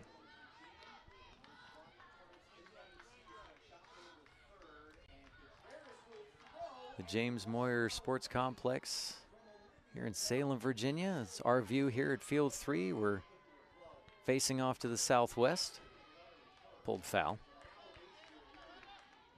Nestled here in the Blue Ridge Mountains, you can see a few of the peaks outside of the nice tall green trees that line the Roanoke River outside the outfield. Quick check over on Field 1. Fairmont State leads 6-2 in the bottom of the 5th, and it also sounds like they have bases loaded as well. 4-run lead for the Pioneers. They've gone 2 up, 2 down so far here in the bottom of the 5th. Another one, pop back foul. McLean trying to see if she can get something started on 2 outs. West Liberty starting to get just a little bit of momentum going in their direction. Got it going with some great defense in the bottom of the 3rd, especially throwing out McLean. First time that she's been caught stealing all season. Next pitch inside low, that'll even out the count at 2-2. And then a 2-out single from Sarah Simon in the 4th, followed up by a double from Shelby Harris. Got the first run on the board for West Liberty. And Glenville State put another run up, driven towards right center field, diving catch, and what a snag from Tucker. A little slow to get up on that one, and a little bit of a limp too. Hope that she's all right. Hope that she'll be able to work this one off. Look at this. Tucker on the run, lays out. She was committed to it the whole way. And she is still slowly walking her way back to the dugout. Let's see if Tucker, all-conference performer, will stay in. Oh, my goodness. 6-2 is your score, top of the 6th. Up next here on MEC TV. Tomorrow's innovators, teachers, caregivers, researchers, leaders, and creators all have one thing in common. They started out just like you. At West Liberty University, you are the focus. This is a place where you will gain the skills, knowledge, and confidence to change your life and the world around you. It all starts here, with you. Visit westliberty.edu to start your journey. It's all here at West Liberty University. Glenville State University offers cutting-edge programs, small class sizes, and dedicated faculty providing students with a personalized experience focused on their success. With the lowest tuition in the Mountain State, every student has the opportunity to achieve their goals. At Glenville State University, you'll find a community that supports, challenges, and inspires you. Top of the 6th inning, and shortstop Sarah Simon leads off for West Liberty. Grounder up the middle. Warnick comes from short, behind second, gets the throw to first, not in time. Simon beats it out for another base hit. Simon with the speed, is there by half a step. Good stretch though from Howe. How about Warnick coming over from short, going to her left side, fielding that ball behind second base to try and make the throw over to first. Shelby Harris up next. Grounder just a little bit to the left side, and Bogus is able to get it to first. So it's not exactly a sacrifice bunt because she swung, but it's kind of a swinging sacrifice bunt. But unfortunately for Harris, it goes 0 for 1 in the scoring column. But she still moves Harris into scoring position at second.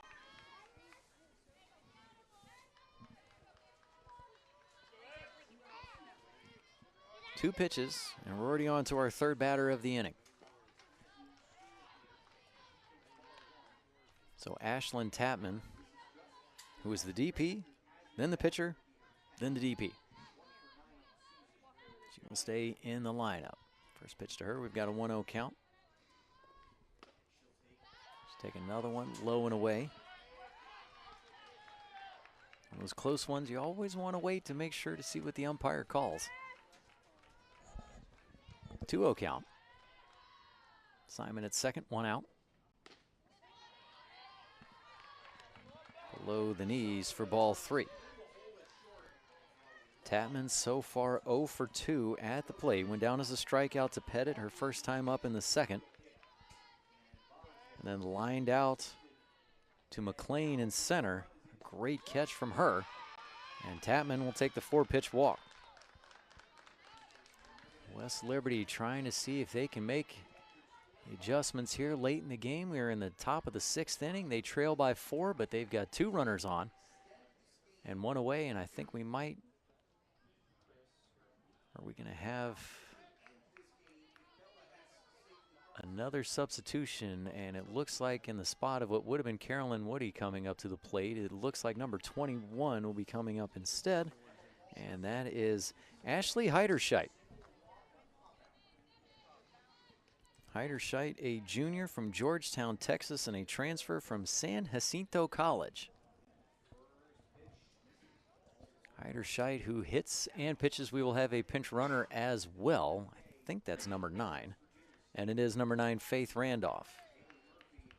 Okay, so we've got a couple of changes here. So for Tapman at first, we have Randolph coming in to pinch run. And for Woody at the plate, we have Heiderscheit. West Liberty Hilltoppers, number 21, Ashley Heiderscheit. And Heiderscheit, a transfer from San Jacinto College. Faith Randolph running over at first. She has started 11 games this season at short, 4 games at third, 1 at second, and 1 at DP. She started the last regular season game at second base for Conrad.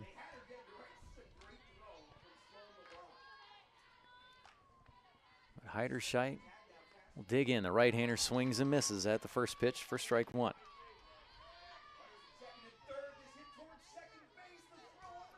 Heiderscheit has had 24 at-bats, 5 hits, 3 runs scored. And it sounds like we have another game ender over on field 1. Bogus taking some more speed off, drops that in for another strike. 10-2, we have a final over on field 1, Fairmont State over West Virginia State. This one ending in the 5th. The 0-2 will just miss to Heiderscheit.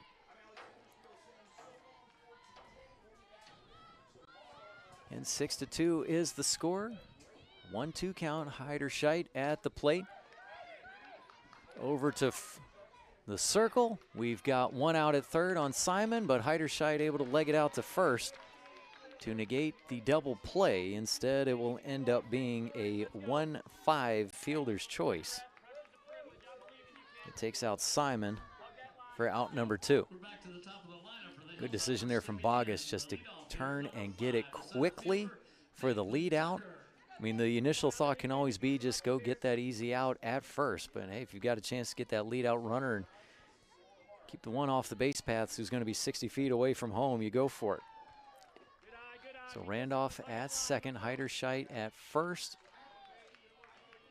And we are back to the top of the lineup with Peyton Tucker. She is staying in the contest. Tough all-conference performer. Takes the first pitch for a ball. Sends this one over into the shallow grass in left center field. And oh my goodness, we had a stumble around third, and Randolph is gunned out at the plate.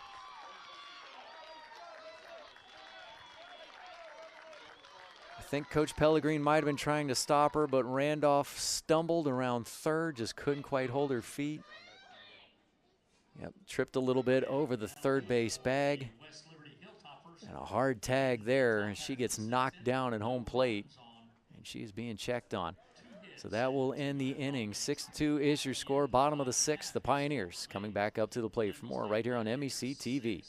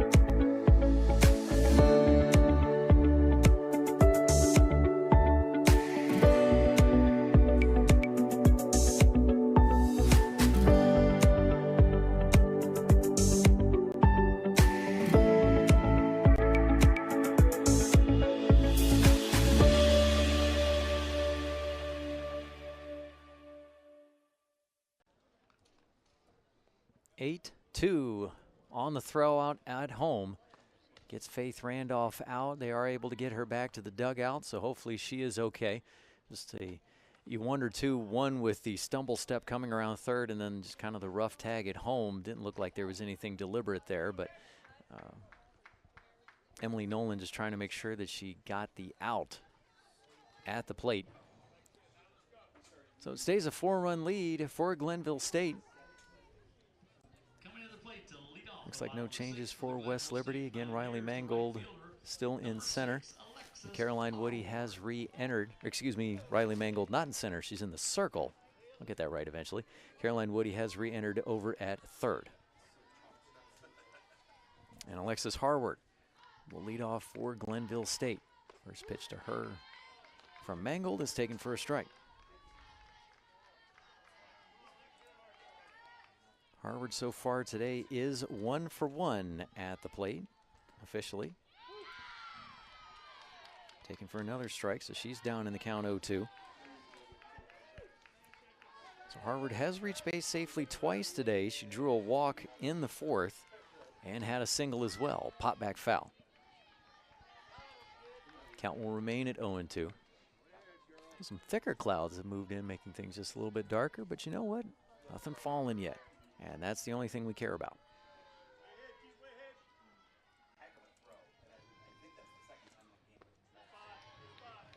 Mangold misses low and away on the 0-2. So due up in this inning for Glenville State, 9-1-2. Harward, McDaniels, and Burns.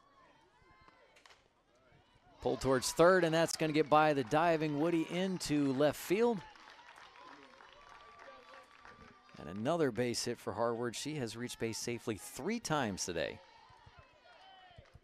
A single down the left field line. We'll go back to the top of the lineup with Shelby McDaniels.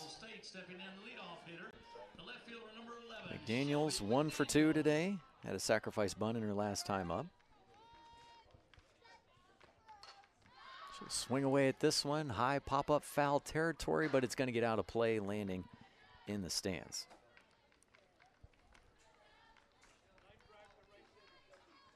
So again, on the field defensively for West Liberty, Riley Mangold in the circle. She is the third pitcher today for the Hilltoppers.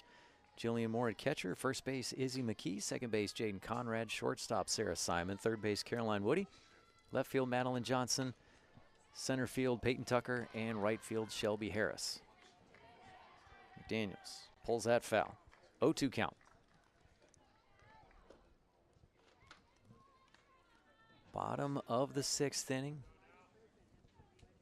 It's a 4-run lead for the Pioneers currently at the plate. Somebody just tossed the glow ball back in.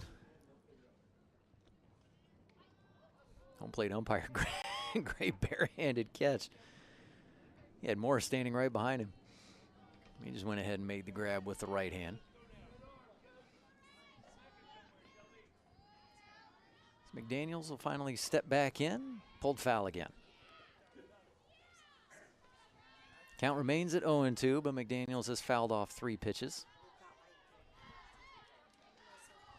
McDaniels, her first time up, had a single to the left side.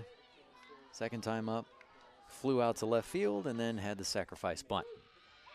That one inside, taken for strike 3. McDaniels didn't believe it. Mangold gets the strikeout. Simon and Woody both showing K. And that will bring up Lillian Burns. So one away here in the inning, still a runner at first. That's Harward. Burns high and outside for ball 1.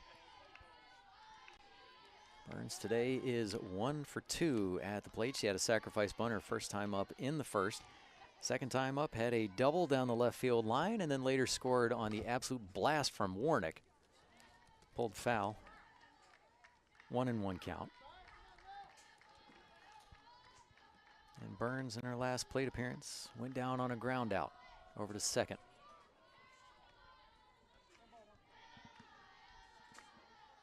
One ball, one strike. Popped up foul just over top of the net. It's going to ricochet off a few things there behind home plate. Fans look like they're good, though.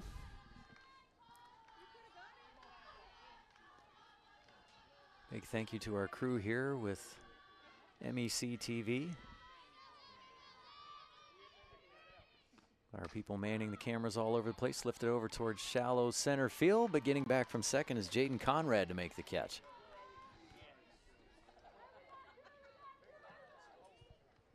Two away. Conrad making another play on Burns to retire her. A little smile on her face there. And that will bring up Warnick. What will Mangold do here in the first time she faces Warnick? First pitch taken for a strike. Warnick has driven in 3 of Glenville State's runs today. RBI single in the first and then the 2-run blast in the second inning. She'll foul this one off her foot. 0-2 count. Remember, Warnick, it looked like she had grounded out to third there in the second inning, but they said that she made double contact while she was still in the box. So it ended up being a foul ball. She came back up to the plate and 2 pitches later sent a towering shot out to left. And that's going to be a towering pitch into the backstop. Throw will get away from Simon at second, and that's going to allow Harward to take third. Moore caught it off the ricochet, tried to fire it down to second, but just a little too wide of Simon trying to come across from her shortstop position. And then Harward with the quick feet jumps up and runs to third.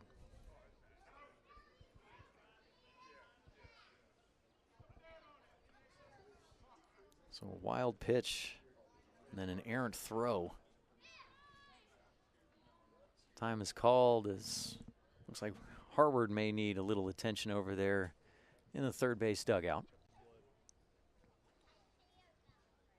Well, while we have a moment, just to kind of recap things here for you today in game 1 for both fields.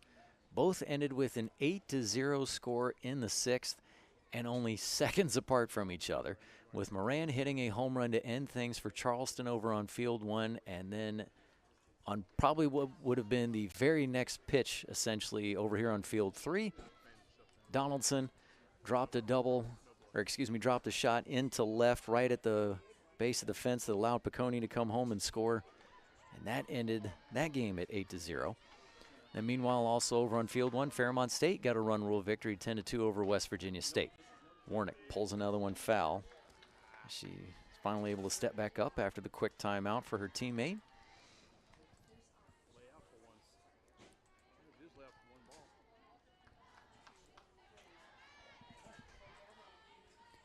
Warnick, the junior shortstop from Perryopolis, Pennsylvania. That's a fun one to say. Runner at third, 2 away. Swing and a miss. Mangold gets Warnick to go down on the strikeout. Top of the 7th coming up next. Can West Liberty get back into it? They need to score at least 4 to keep this game going. Can they do it? Stay tuned and find out. It's coming up next on MEC TV. Being a champion takes more than skill, more than endless drills, more than using your head. Being a champion takes the heart to give it your all, the agility to thrive from any angle, and the relentless drive to be the best.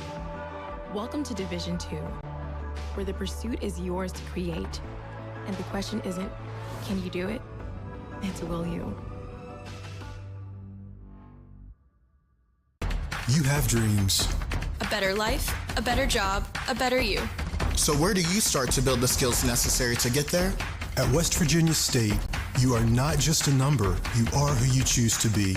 You receive personal attention from award-winning faculty. You study in nationally recognized programs.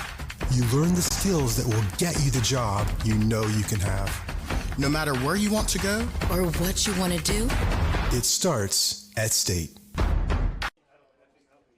Top of the 7th inning, West Liberty down to their final opportunity, trailing by 4. Moore, Conrad, McKee all due up at the plate, and they will be facing Kylie Burdick again. So she will re-enter the contest. So she was the starting pitcher for Glenville State. Ended up getting pulled after the 4th for Bogus, who went through the 5th and the 6th. So Burdick, the starter, comes back in. So Moore, the right-hander, 1 for 3 today. First pitch to her from Burdick, taken for a strike. Good start there from Burdick to come back out to the circle. So Moore in her first plate appearance, and this was against Burdick, flew out to right center field. Then her next time up, lined out to Sita at second. So Moore got her hit today off of Bogus, and that was a 2-out single into center field. Stole second, and then later came around to score.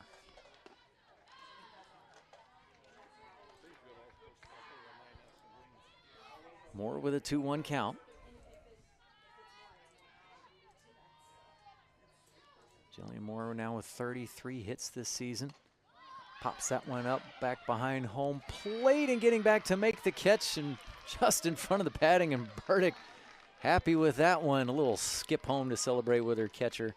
Nolan makes the grab. Coming to play for the Hilltoppers, the second baseman, number 3. Pop back. Following it back, and Burdick. A happy little skip there. 1 away. Up next is Conrad. Tried to hold that swing back, but couldn't. And it's a strike on the outside.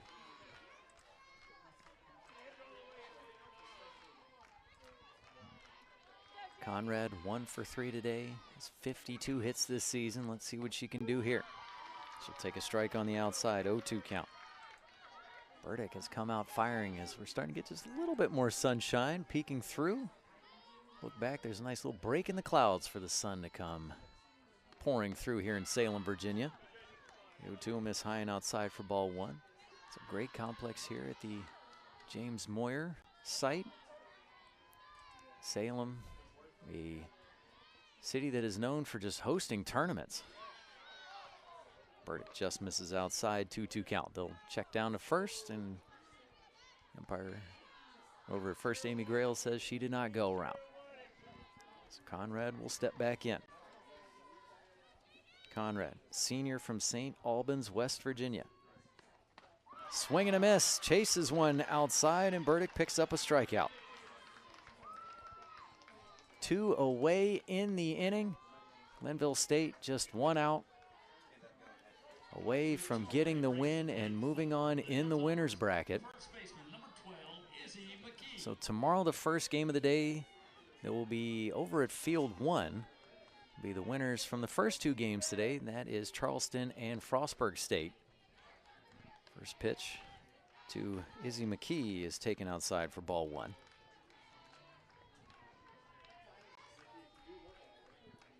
And then first game over here on Field 3 will be the winner of this game taking on Fairmont State. And that will be the winner's side of the bracket. 2-0 count on McKee.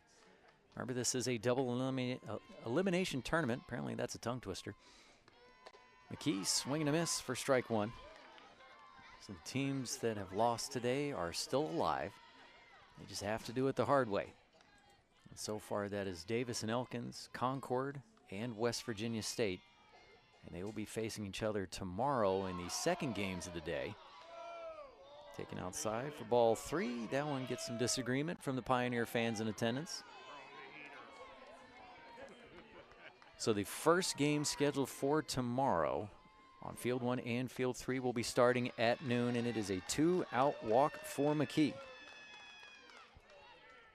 A couple of times Glenville State's been able to get a 2-out rally going. Can they get one going here in the top of the 7th inning? And it looks like we're going to have a pinch runner over at first. Trying to see what the number is. It looks like it starts with a 3. And it is number 38, Cassidy Harris.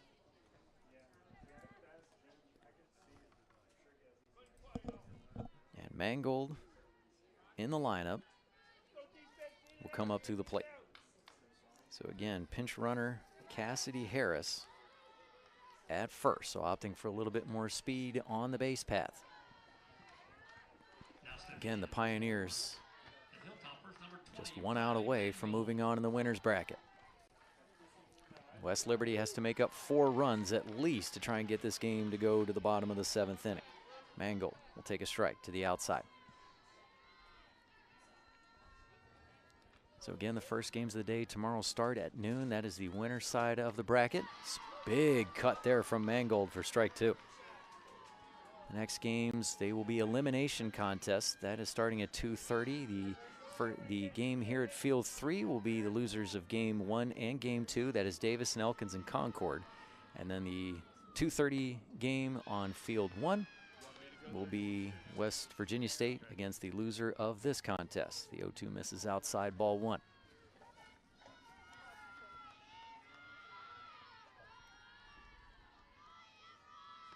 Burdick comes up high. They'll check down to first. Says she did not go. Mangold able to hold that one back.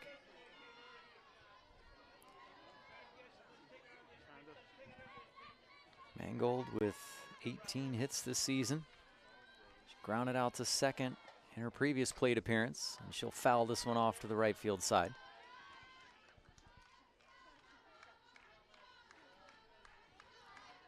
Be here with you all weekend long. Well, all week long. I'm used to games really starting during the weekend, but yeah, it's Wednesday, so it's all week long. The championship Saturday. 6th pitch of the at-bat coming up next. Burdick delivers, misses high and outside. Full count to Mangold.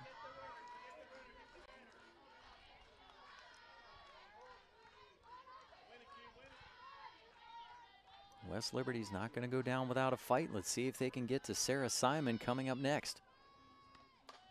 Popped up foul. Mangold will stay alive for another pitch. She's fouled off 2 in the at-bat. 8th pitch coming up next. Harris was off and running again over at first.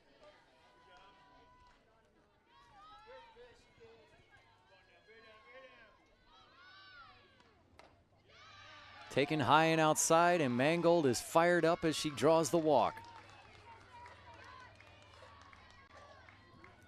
Harris moves to second. Mangold at first.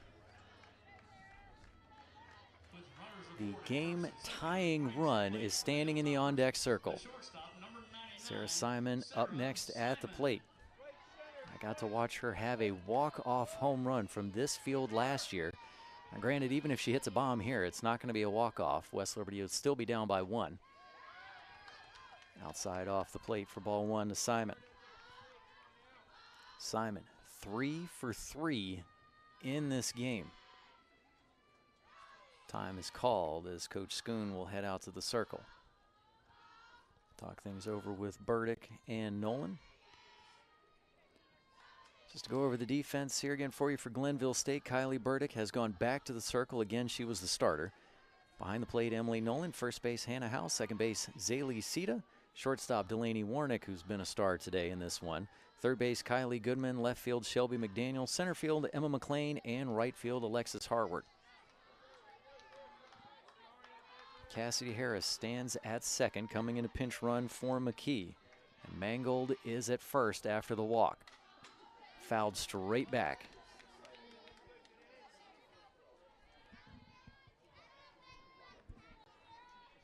There's a good net that goes all the way around from the backside edge of each dugout to help protect the fans. Sitting behind home plate. Burdick misses outside. Little disgruntlement from the Glenville State fans, but trust me, folks, that was outside. Simon will foul off another one. Fifth pitch of the at-bat coming up next in 2-2 count. Simon today with a double, her first time up. And then 2 singles afterward. Burdick delivers. Taken for strike 3 on the outside corner. Simon is in disbelief, but Burdick just paints the corner, and Glenville State gets the win 6-2. They move on in the winner's bracket. They will take on Fairmont State tomorrow. So just to give you a quick look at what the schedule will be for tomorrow. So the first games of the day will begin at noon. Over on Field 1, we will have the winners from the first 2 games today. That will be Charleston taking on Frostburg State. And here on Field 3, we'll have the winners of the second 2 games. That is Glenville State and Fairmont State. At 2:30 p.m. will be the losers from the first 2 games today, and that will be Davis and Elkins taking on Concord. And then 2:30 p.m. on Field 1 will be West Liberty and West Virginia State. Those 2:30 games are elimination contests. So remember, this is double elimination, so the teams that have lost today are still alive. But my goodness, what a day from Delaney Warnick at the plate, as later on they really had to just try and pitch around her. The RBI single in the first, the 2-run absolute blast in the second really helped get things going for the Pioneers. But West Liberty, they did not go quietly. They had a lot of fight in them despite that strikeout looking there on the outside to Simon. So with that, I'd like to say once again your final score from James Moyer Complex. 6-2, Glenville State gets the win. And for the crew helping me here today, statistician R.J. Lacey, producer Robbie Mounts, and our camera crew, I'm Scott Hall. We'll see you back here tomorrow.